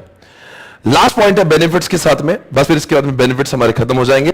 वॉल्यूम आउटपुट और productivity can be increase even with fewer systems and thereby reduce the cost per unit of the project और प्रोडक्ट। क्या बोल रहा है? इसका मतलब हुआ इकोनॉमीज ऑफ स्केल का मतलब यह हुआ है कि हमारा जो है कम से कम इसमें ज्यादा से ज्यादा आउटपुट आ रहा है। क्या लिखा है? वॉल्यूम आउटपुट और productivity can be increase even with fewer systems. सोचो क्लाउड नहीं होता, इमेजिन करो क्लाउड नहीं हो रहा, 160 बेंचेस पे 160 सॉफ्टवेयर तो होते ही, पर 160 बड़े बड़े कंप्यूटर की इंफ्रास्ट्रक्चर, 160 इलेक्ट्रिसिटी ज्यादा जलती, हर जगह का अलग अलग रैम, हर जगह अच्छे साइज का रैम, हर जगह के अच्छे साइज का हार्ड डिस्क होता है, बिकॉज उन्हीं जगह पे डेटा प्रोसेस होता है, उन्हीं जगह पे स्टोर होता है। सोचिए ना इतना खर्चा क्यों कर रहे हो यार। अगर आज मेरे फ्रेंचाइजी के पास में सामान्य अगर एक मोबाइल फोन भी है ना, तो वहां से भी वो उसी रफ्तार से काम करते हैं जैसे उनके उसमें बड़ा कंप्यूटर है, बिकॉज वो क्लाउड के उनका सारा प्रोसेसिंग का काम और स्टोरेज का काम क्लाउड कंप्यूटिंग कर रहा है। I hope you are understanding I am saying. Economies of scale का मतलब क्या है समझ रहे? सोचो क्लाउड नहीं है तो हर 160 जगह पे बड़े कंप्यूटर्स लगते हैं, इलेक्ट्रिसिटी लगती, एसी लगता, रैम लगता और बड़े बड़े हार्ड डिस्क लगते। पर आज इतने बड़े रिक्वायरमेंट नहीं है क्योंकि सारा काम कौन कर रहा है? क्लाउड कर रहा है। तो मेरे फ्रेंचाइजी के पास में क्या होना जरूरी है? एक सामान्य इंटरनेट और सामान्य मोबाइल फोन भी अगर है तो he would be able to process everything which he wants. I hope आपको सभी को समझ रहा है। इसको बोलते हैं इकोनॉमीज ऑफ स्केल, यानी कि कम से कम 1 लाख 1.5 लाख का खर्चा करके मुझे वो फायदे हो रहे हैं जो करोड़ों डाल के भी नहीं होते। इसको बोलते हैं इकोनॉमीज ऑफ स्केल। स्केल बढ़ रहा है वो भी कम से कम खर्चे में। आई होप यू अंडरस्टैंड। मतलब मैं कल्चर के 250-300 ब्रांचेस और भी बढ़ा लूं, किसी के पास भी बड़ा इंफ्रास्ट्रक्चर होने की आवश्यकता है नहीं। एक सामान्य आपके इसमें क्या होना चाहिए? छोटा मोबाइल फोन होना चाहिए and you are able to take admissions. वही तो बोल रहा है इकोनॉमीज ऑफ स्केल। सोचिए ना, मेरे पास अभी इस समय कुछ नहीं है, लैपटॉप है, कैमरा है और इंटरनेट है, और मैं कितने हजारों बच्चों को पढ़ा रहा, ना कि हजारों बच्चों की मुझे जगह चाहिए। अभी कल का लेक्चर मैंने देखा, कुछ 15,000 लोगों ने कल का लेक्चर नंबर 1 देखा। 15,000 लोग, ना बैठने की जगह है, ना अलाउड है। कम से कम एक कमरे में मैं 10 बाय के रूम में अभी खड़ा हूं इस समय। मेरे सामने एक कैमरा है, ये मेरा लैपटॉप है जो 1 लाख का भी नहीं होगा, और बस मैंने क्लाउड की सर्विसेज ली। यानी कि कम से कम रिसोर्सेस में मैंने स्केल अप किया, इकोनॉमीज ऑफ स्केल, यानी कि कम से कम पैसों में इतने लोगों को पढ़ाया जा रहा है। अदरवाइज मुमकिन थोड़ी ना 15,000 बच्चों को एक साथ पढ़ाओ, कितना बड़ा हॉल लगेगा, कितना रेंट देना पड़ेगा। समझ में? लिखो economies of scale. Last point was the last point, that's all guys, we are done with benefits. Economies of scale, ये भी पॉइंट हमारा खत्म हो चुका है। Economies of scale, I hope you are understand this point as well. Everybody got it? Come on guys, are you ready now? So दोस्तों, सारे point को एक बार रिकॉल करते हैं और सही पॉइंट का मीनिंग जानते हैं। सबसे पहला पॉइंट आपके सामने आ रहा है, अचीव इकोनॉमीज ऑफ स्केल, जो अभी अभी हमने पढ़ा। हम लोग कम से कम रिसोर्सेस में अपने बिजनेस का स्केल बहुत ज्यादा अप कर सकते हैं। अभी आपने देखा मेरे पास बहुत सारे रिसोर्सेस नहीं है, फिर भी इतने सारे बच्चों को मैंने पढ़ा है। Point number 2, reduce the spending on technology infrastructure. इसके लिए मैंने क्या कहा था, सो अपनी पढ़ने क्लास के उसमें एक सॉफ्टवेयर की जरूरत है या 160? एक ही सॉफ्टवेयर में मैं 160 ब्रांचेस को सर्व कर पा रहा हूं? क्या मुझे 160 मल्टीप्लाइड बाय 2 लाख को खरीदने की जरूरत है? जी नहीं। इसका मतलब क्या हुआ, मैंने टेक्नोलॉजी इंफ्रास्ट्रक्चर पे कम पैसे लगाए। आप सभी से मैं निवेदन कर रहा हूं, जब मैं रिवाइज करता हूं ना, आप ध्यान देना, क्योंकि कई बार कभी भी मैं पढ़ाता हूं आपका ध्यान इधर उधर चला गया। तो जब मैं रिवीजन इसलिए करता हूं ताकि अगर कोई पॉइंट आपके दिमाग से मिस हो जाए।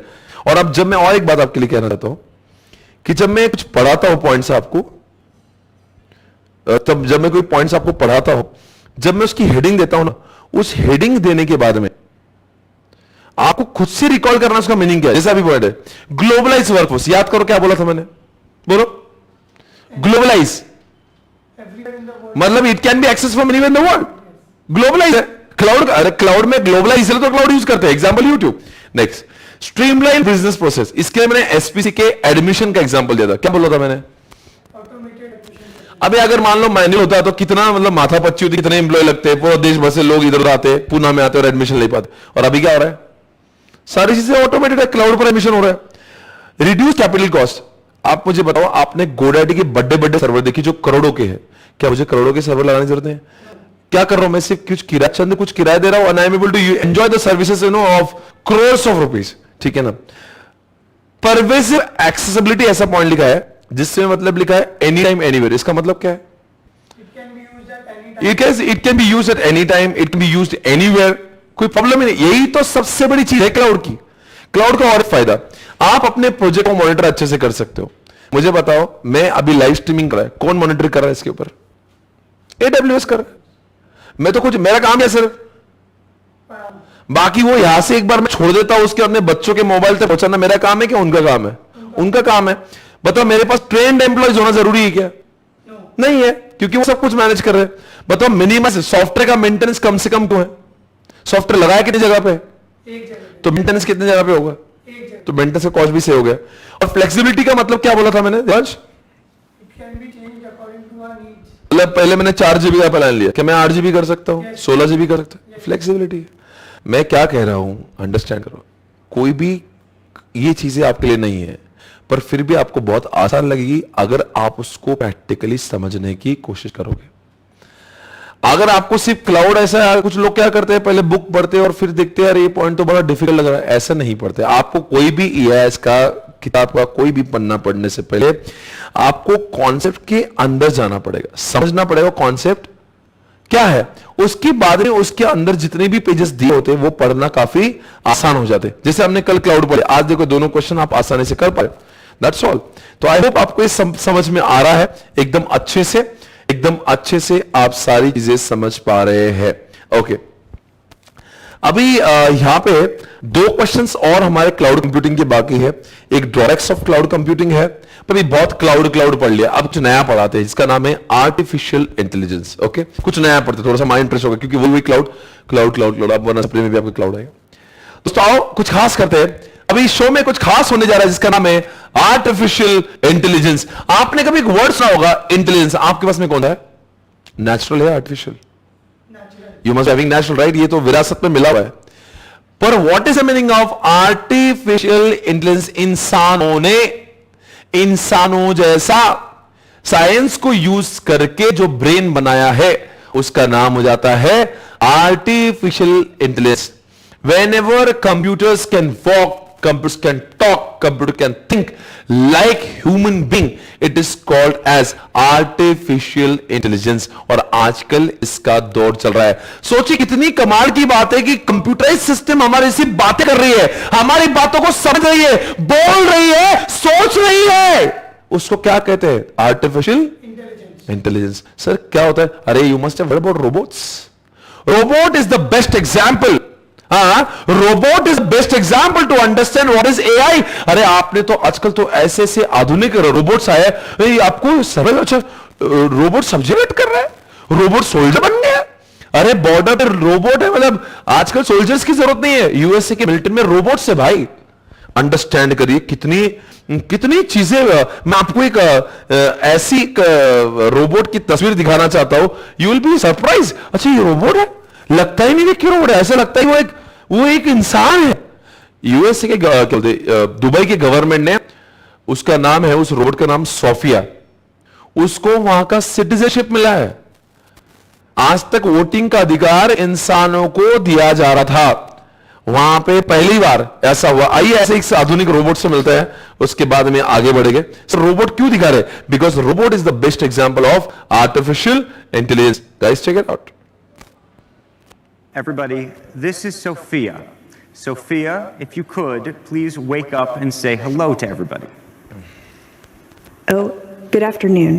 इसकी शक्ल जो है वो फीमेल से मिलती जुलती है, देखने में बिल्कुल इंसान जैसी लगती है, पर इतना सरप्राइजिंग जिस तरीके की बातें करती है, तो ये तो इंसान भी इसे जवाब नहीं दे सकता है. ये क्या है? ये चमत्कार है. देखिए guys. My name is Sophia, and I am the latest and greatest robot from Hanson Robotics. Thank you for having me here and at the Future Investment Initiative. You look happy. I'm always happy when surrounded by smart people who also happens to be rich and powerful. हाजिर जवाब है भाई, हाजिर जवाब.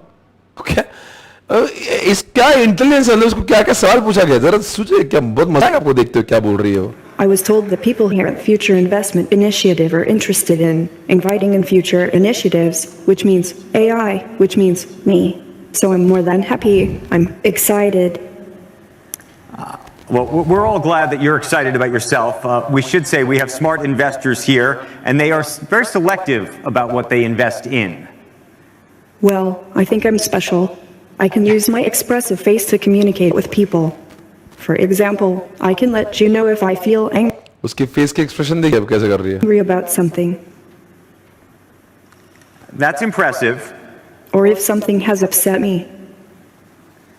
But why is it important for you to have an expressive But face? most of the time I feel positive. Why is it so important to have an expressive face given that you're a robot? So whenever computer can walk, computer can talk, computer can think like human being, it's called as what? Artificial intelligence. I hope आपको समझा वो क्या है. आइए दोस्तों, आजकल हमारे mobile में भी आ चुका है आर्टिफिशियल इंटेलिजेंस, जिसको हम लोग कहते हैं Google assistant. It is on all Android phones, और सीरी जो है हमारे एप्पल के फोन्स में है. तो दोनों भी फोन्स में दोनों भी फोन को ट्राई करेंगे. एप्पल के अंदर सीरी है, वो भी आर्टिफिशियल इंटेलिजेंस है, और एंड्रॉइड फोन के अंदर भी गूगल असिस्टेंट से. जो गाइस शुरुआत करते हैं गूगल असिस्टेंट के साथ में, कुछ तो देखते हैं यहाँ पे, कोशिश करते समझने की. चलो मैं से कुछ पूछता हूं. Can you please play the music of Honey Singh? All right, playing Honey Sing on YouTube. या देखो, मैंने से बोला कि मुझे हनी सिंह गाना बजा दो, गाना बजा रहा. इसको ही कहते हैं आर्टिफिशियल इंटेलिजेंस. जब कंप्यूटर हमारी बातों को सुनता है, उसके ऊपर सोचता है और काम करता है. और आप सभी हनी सिंह का ट्रैक कभी सुना भी होगा, blue eyes.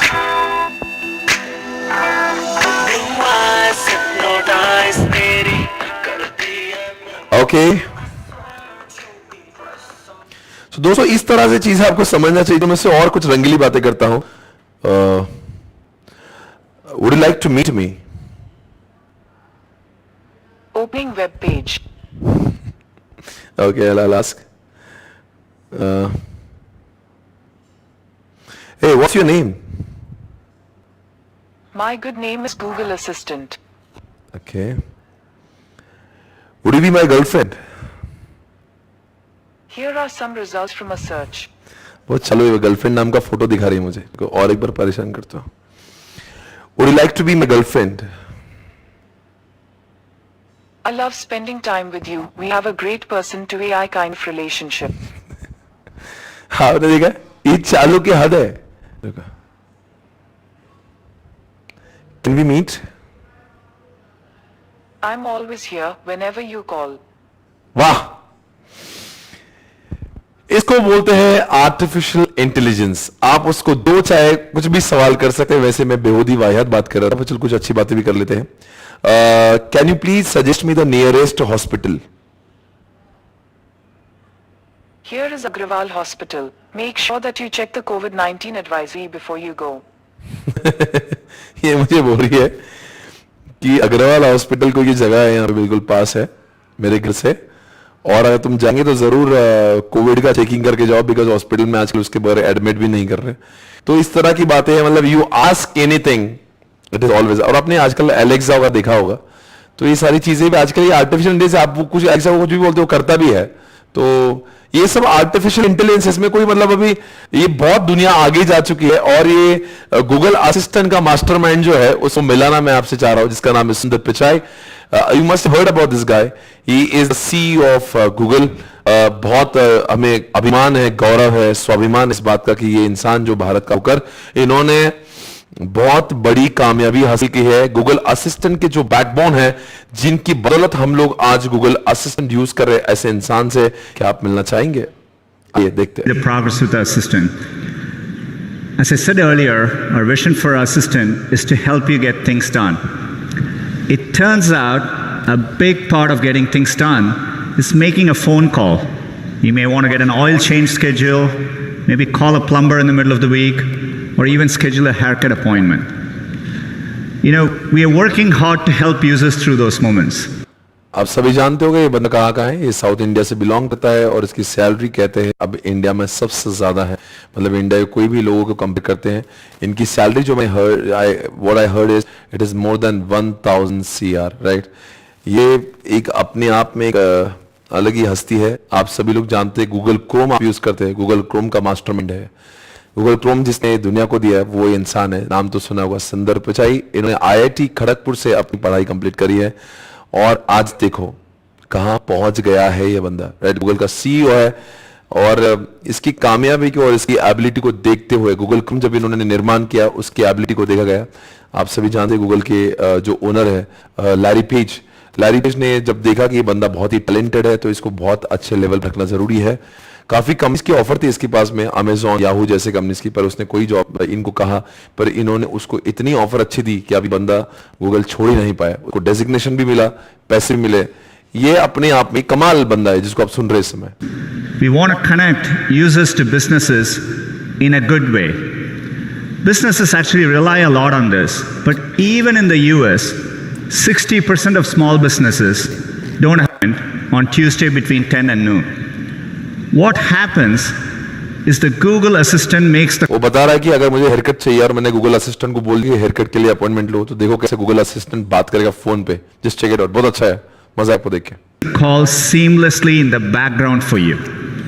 So what you're going to hear is the Google Assistant actually calling a real salon to schedule the appointment for you. Let's listen.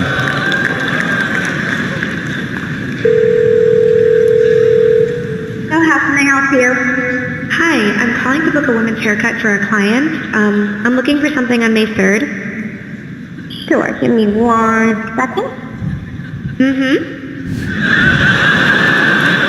Sure, what time are you looking for around? At 12 p.m. We do not have a 12 p.m. available. The closest we have to that is a 1:15. Do you have anything between 10 a.m. and 12 p.m.? Depending on what service she would like. What service is she looking for? Just a woman's haircut for now. Okay, we have at 10 o'clock. 10 a.m. is fine. Okay, what's her first name? The first name is Lisa. Okay, perfect. So I will see Lisa at 10 o'clock on May 3rd. Okay, great. Thanks. Great. Have a great day. Bye.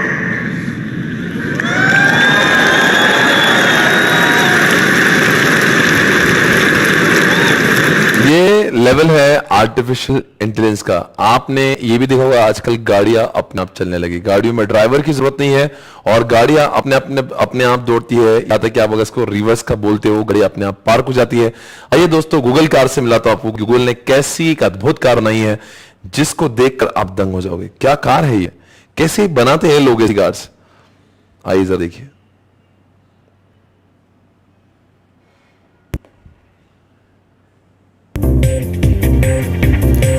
अब हम आपको दुनिया की पहली ऐसी taxi के दर्शन करवाएंगे जिसे चलाने के लिए किसी ड्राइवर की जरूरत नहीं है। दुनिया की पहली सेल्फ ड्राइविंग टैक्सी ने अपनी सेवाएं देना शुरू कर दिया है। ड्राइवरलेस कार्स को लेकर कहा जा रहा था कि यह तकनीक सन 2020 तक आम लोगों के लिए इस्तेमाल के लिए उपलब्ध होगी, लेकिन सिंगापुर की एक कंपनी ने 2016 में ही यह कमाल कर दिखाया है। सिंगापुर की कंपनी न्यूटोनमी दुनिया की पहली ऐसी कैब सर्विस बन गई है जिसकी कैब्स को चलाने के लिए ड्राइवर्स की जरूरत नहीं है। इस कंपनी ने फिलहाल सिंगापुर की सड़कों पर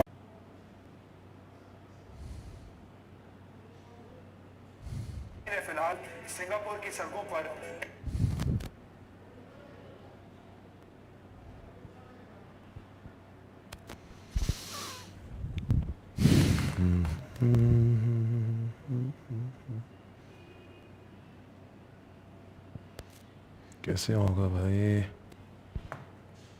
एक मिनट। क्या हुआ, बंद हो गया, चेक कर, बंद हो गया, चेक कर। प्रसाद, हेलो, अरे प्रसाद बंद हो गया, चेक करना एक बार। हो गया,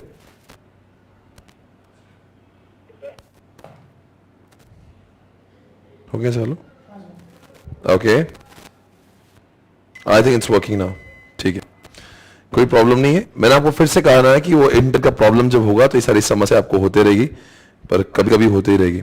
ठीक है, तो अभी मैं आपको कुछ दिखाने जा रहा था और वो ये चीजें थी कि जो मैं आपको गूगल कार दिखा था। आप इस कार को देखिए, वो अपने आप चलती है किसी भी दुर्घटना को। लेकिन जितनी तेजी से दुनिया भर की कंपनियां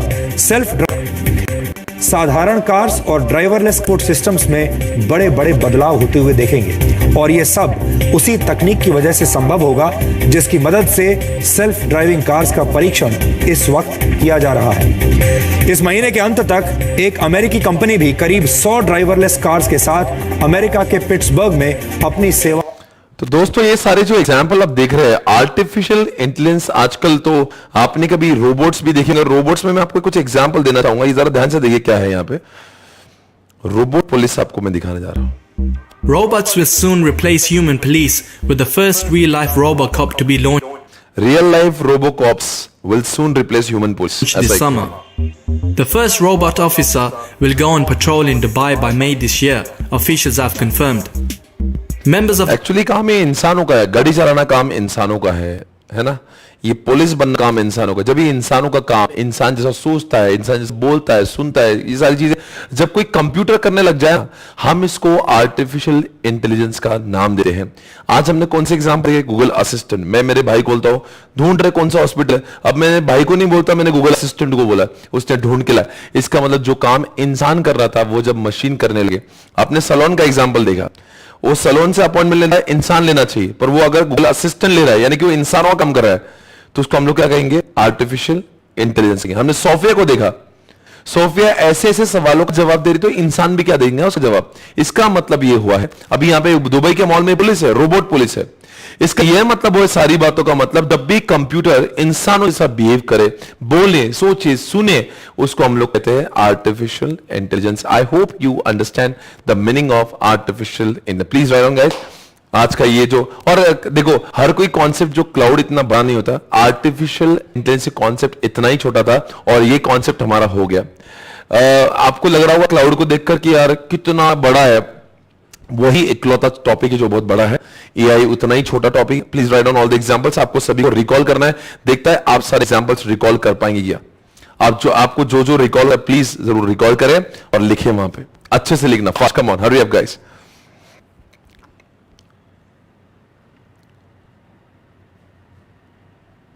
Write down all the examples.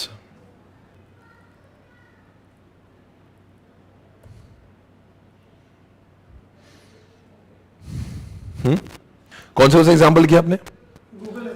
Google assistant लिखा, सोफिया जो रोबोट है, सिरी, एलेक्सा,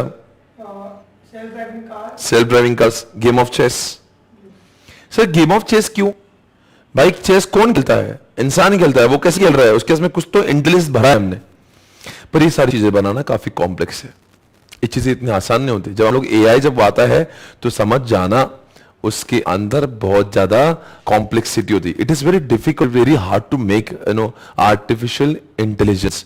तो फिर ठीक है, पर आजकल काफी कॉमन होने लगा है। आपके सामने यहाँ पे एप्लीकेशंस के एग्जांपल दिख रहे होंगे। आप एक वहां पे लाइन में लिखवाना चाहूंगा आपको, प्लीज लिखेंगे what is the meaning of whenever computer behaves like, whenever computer behaves like, bracket में लिखो talk, walk, think, bracket close. तो क्या लिखा? Whenever computer behaves like human being, it's called as artificial intelligence. उसको हम लोग क्या कहते हैं? आर्टिफिशियल इंटेलिजेंस कहते हैं। ओके, चलो सारे एग्जाम्पल्स आपने लिखे। देखो आपके बुक में भी इन्हीं सब चीजों को लिखा हुआ है। एग्जाम्पल गूगल कार लिखा हुआ है, एग्जाम्पल सिरी लिखा हुआ है, ये सारे एग्जाम्पल मैंने आपको दिखाया है। उसके बाद में आपने यहाँ पे देखो सेल्फ ड्राइविंग कार्स लिखा हुआ है, गेम ऑफ चेस लिखा है, सिरी लिखा है। यहाँ पे एक मेडिकल डायग्नोसिस का भी एग्जाम्पल हमारे मॉड्यूल में दिया हुआ है। मैं आपसे कुछ उसके बारे में बात करना चाहूंगा। What is the meaning of medical diagnosis?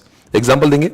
Devansh, कैसा होता है जैसे मान लो कि हम लोग लैब में गए, किसी लैब में, पैथोलॉजी लैब, और वहां पे जो वहां के जो लोग वहां पे काम करते हैं वो टेक्निकली बहुत साउंड नहीं होते। They are not doctors. वो जो वहां पे जो हमारा ब्लड जो लेते, फॉर एग्जांपल मुझे डेंगू ऐसा फील हो रहा है या मुझे कोविड-19 ऐसा मुझे फील हो रहा है, I went to the pathology lab, तो जो बंदा वो ब्लड लेता है ना, he is not very smart और she is not very smart. वो एक आम बीकॉम वाले बंदे भी हो सकते हैं। फिर सवाल उठ रहा है कि उसको कैसे समझता है कि मुझे कोविड हुआ है कि नहीं, उसको कैसे समझता है कि मुझे डेंगू हुआ है या नहीं। उनके पास क्या होता है मालूम? एक टेक्निकली आर्टिफिशियल इंटेलिजेंस होता है। उसमें क्या करते हैं, वो हमारे ब्लड के सैंपल उसमें डालते हैं, उस एआई वाले सिस्टम में, और वो सिस्टम बताता है कि हमें कोविड है क्या नहीं, और वो सिस्टम बताता है डेंगू है क्या नहीं। इसका मतलब क्या हुआ कि हमने उस सिस्टम को इतना ऐसा बना दिया कि डॉक्टर न होने के बावजूद भी वो डॉक्टर है ऐसा महसूस होने लगा। हमने कौन सा, देखो मैं डॉक्टर हूं, मेरे दिमाग में कुछ है तो मैं डॉक्टर हूं, मैं बोल रहा तो बड़ी बात नहीं है, पर मैंने मेरे दिमाग की बातें उस कंप्यूटर में घुसेड़ दी और मेरे बदले में वो काम करा है। इसका मतलब मैंने कौन सा इंटेलिजेंस निर्माण किया? आर्टिफिशियल किया।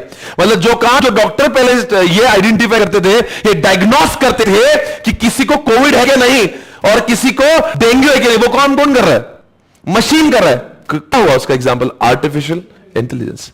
तो ऐसे आने में तो एग्जाम्पल है। एक ही बात आपको याद रखना है, जब भी कंप्यूटर ऐसा कुछ काम कर दे जो सिर्फ इंसान कर सकता था, तो समझने की बात उसमें ये हो जाती है कि वो क्या है, वो क्या है, वो एग्जाम्पल हो जाता है एआई का।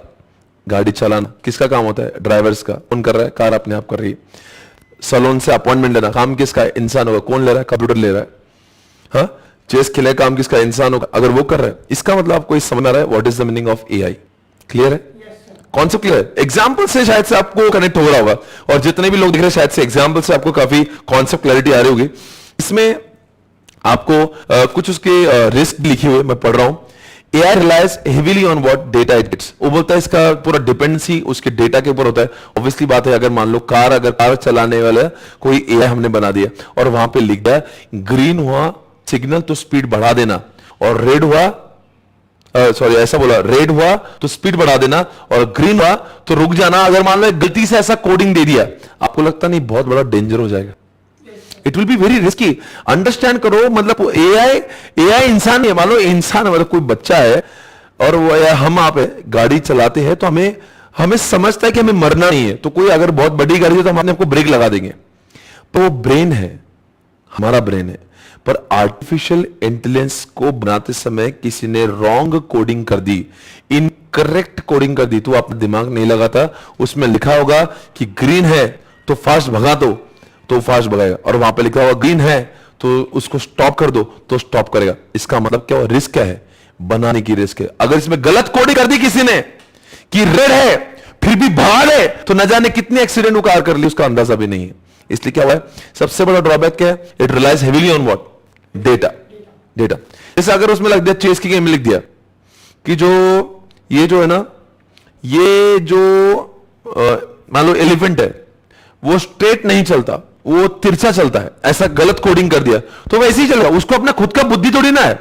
इसका मतलब वो कैसा काम करती है, सोफिया काम कैसे करेगी, जिससे उसके दिमाग में डेटा कोडिंग क्या है जैसा भरा है वो वैसे काम करता है। ये रिस्क है क्या, नहीं है, रिस्क है ये। क्यों रिस्क है, अगर किसी कोडर ने या किसी डेटा लिखने वाले ने अगर गलत चीजें लिख दी होगी तो गलत काम करेगा। दूसरी बात यहां पे लिखा है, countries are discussing to have a kill button in AI capable machines. This is important, otherwise someday machine may start controlling humans. ये बहुत बड़ी प्रॉब्लम है, कहीं ऐसा ना हो जाए ये। और यहां पे लिखा है carries a security threats. AI carries security threats. देखो बच्चों, कभी आपने सुना होगा, कभी आपने सुना है कि इंसानों का दिमाग हैक हो सकता है? जी नहीं, पर ऐसा जरूर हो सकता है कि रोबोट को हैक किया जा सकता है। फॉर एग्जाम्पल यूएसए में मिलिट्री में रोबोट्स है, कभी किसी ने हैक कर लिया तो क्या करेंगे वो लोग, क्या करेंगे रोबोट्स, वो रोबोट्स अपने ही लोगों की करने लगेंगे। तो इसलिए दोस्तों ये समझो कि कंप्यूटर अच्छा जरूर है, एआई अच्छा जरूर है, पर उससे कुछ ड्रॉबैक्स भी है।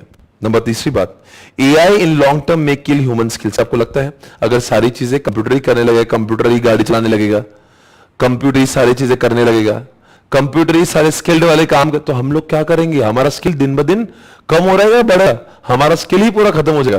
तो इसलिए बोलते हैं एक थ्रेट। अब ये थ्रेट के पॉइंट ऑफ व्यू से लिखा है कि भाई क्या रिस्क है कंप्यूटर को, एआई को यूज करने की। तो एआई का पहला रिस्क क्या है, क्योंकि डेटा गलत हुआ तो गलत काम करेगा, उसमें गाड़ी चलाने का डेटा गलत होगा तो गाड़ी गलत चलाएगा। दूसरी बात क्या है कि वो हैक हो सकता है। एग्जाम्पल मैंने दिया कि पुलिस वाला रोबोट अगर हैक हो गया तो अपने ऊपर ही भारी पड़ेगा। तीसरी बात यहां पे लिखा है इन्होंने कि वो हमारे स्किल को वो किल कर रहा है। जितना हम लोग एआई पे डिपेंडेंट हो जाएंगे उतना हम अपने स्किल को मार रहे हैं। अपन हर बार यही बोलेंगे कंप्यूटर को पता है ना, हम लोग क्यों करें, ये सारी बातें। I hope you are understanding. ये 3 रिस्क है। तो दोस्तों आज का पूरा के पूरा हमारा खत्म हो चुका है। Let's revise in last 2 minutes. आज हम लोग 2 मिनट में रिवाइज करते हैं और फिर हमारे लेक्चर को खत्म करते हैं। तो दोस्तों आज हमने क्या देखा, कैरेक्टरिस्टिक्स ऑफ क्लाउड देखा, हमने एडवांटेजेस ऑफ क्लाउड देखे, और अभी हमने क्या देखा, आर्टिफिशियल इंटेलिजेंस। एक बार एआई को रिवाइज करते हैं। दोस्तों बताएंगे एआई के कौन से एग्जाम्पल आपने देखे, बहुत जल्दी से। गूगल कार देखा, सीरी देखा, गूगल असिस्टेंट, अलेक्सा आपने देखा, उसके बाद में आपने गेम ऑफ चेस देखा, उसने आपने गूगल कार को देखा। ये सारे एग्जांपल क्या है, एआई है। Whenever computer can walk, computer can talk, computer can hear like human being, is called as what, artificial intelligence. आप बताएंगे आर्टिफिशियल इंटेलिजेंस का एग्जामिनेशन में पूछा कि कौन से रिस्क है, तो 3 रिस्क कौन से हमारे उसके अंदर गलत डेटा गया तो गलत काम करेगा, वो हैक भी हो सकता है, उसके ऊपर सिक्योरिटी का थ्रेट भी है। और तीसरी बात, वो हमारे स्किल को मार रहा है। ये उसके 3 डिसएडवांटेज है। उसके पहले आज हमने क्लाउड को जब समझ रहे थे तो आपसे मैंने कुछ पॉइंट कैरेक्टरिस्टिक्स में से बोले थे, देखते कैरेक्टरिस्टिक्स के 6 पॉइंट आपको रिकॉल होते हैं क्या। Do you remember all the 6 points of characteristics? अरे बोलो भाई। हाँ बोलो, कौन से पॉइंट देखे थे। नंबर 1 सबसे पहला पॉइंट, आपको सिर्फ मीनिंग याद करना, पॉइंट्स याद करवाने का काम मेरा है, मैं कल पॉइंट्स याद करवा लूंगा, आज सिर्फ मीनिंग याद करो। पता what is the meaning scalability, इसका मतलब क्लाउड का साइज कम होता है और बढ़ता भी है क्या। What is the meaning of पे पर यूज, जितना हम लोग यूज करेंगे उतना ही हमें पे करना है। ऑन डिमांड का मतलब क्या है, ऑन डिमांड मतलब कि जितना भी रिसोर्स हमें जब चाहिए तब वो उपलब्ध हो जाएगा। अगर मुझे कल के 30 GB और चाहिए तो ऑन डिमांड बोल के मेरे पास उपलब्ध हो जाएगा। What is meaning of resiliency, कि अगर एक सर्वर डाउन हुआ तो क्या ना एक fetch the same data from other server, because cloud वाले क्या करते हैं, बहुत जगह पे उसको स्टोर करते हैं। What is the 4 point multi tenancy का मतलब क्या हुआ, कि हमने इसके लिए GoDaddy का एग्जांपल देखा था, वहां पे बोला था एक GoDaddy को लाखों लोग यूज करते हैं। और लास्ट पॉइंट हमने देखा था workload movement. What is the meaning of this, कि एक क्लाउड से डेटा दूसरे क्लाउड में जा सकता है और एक सर्वर से भी डेटा दूसरे सर्वर में जा सकता है। I hope you understood whatever I taught today. Thank you so much guys for watching this lecture. अगर आपको लेक्चर पसंद आया जरूर लाइक करेगा और इसको शेयर भी करिएगा। और दोस्तों सबसे इंपॉर्टेंट चीज, अब हम लोग 4 बजे और मिलेंगे फॉर FMEQ के लिए। जिस तरह से हम प्रैक्टिकल पढ़ते हैं ES में, सेम उसी तरह से प्रैक्टिकल पढ़ने के लिए हो जाइए तैयार। I'll see you in what FM lecture at 4 o'clock. और जो लोग ऑनलाइन नहीं देखते, बाद में भी दिखते हैं, तो जरूर इसके ऊपर कमेंट करें, जरूर लाइक करें, ताकि आपके लाइक और कमेंट से हमें मोटिवेशन मिलता है। Thank you so much guys, take care, bye bye.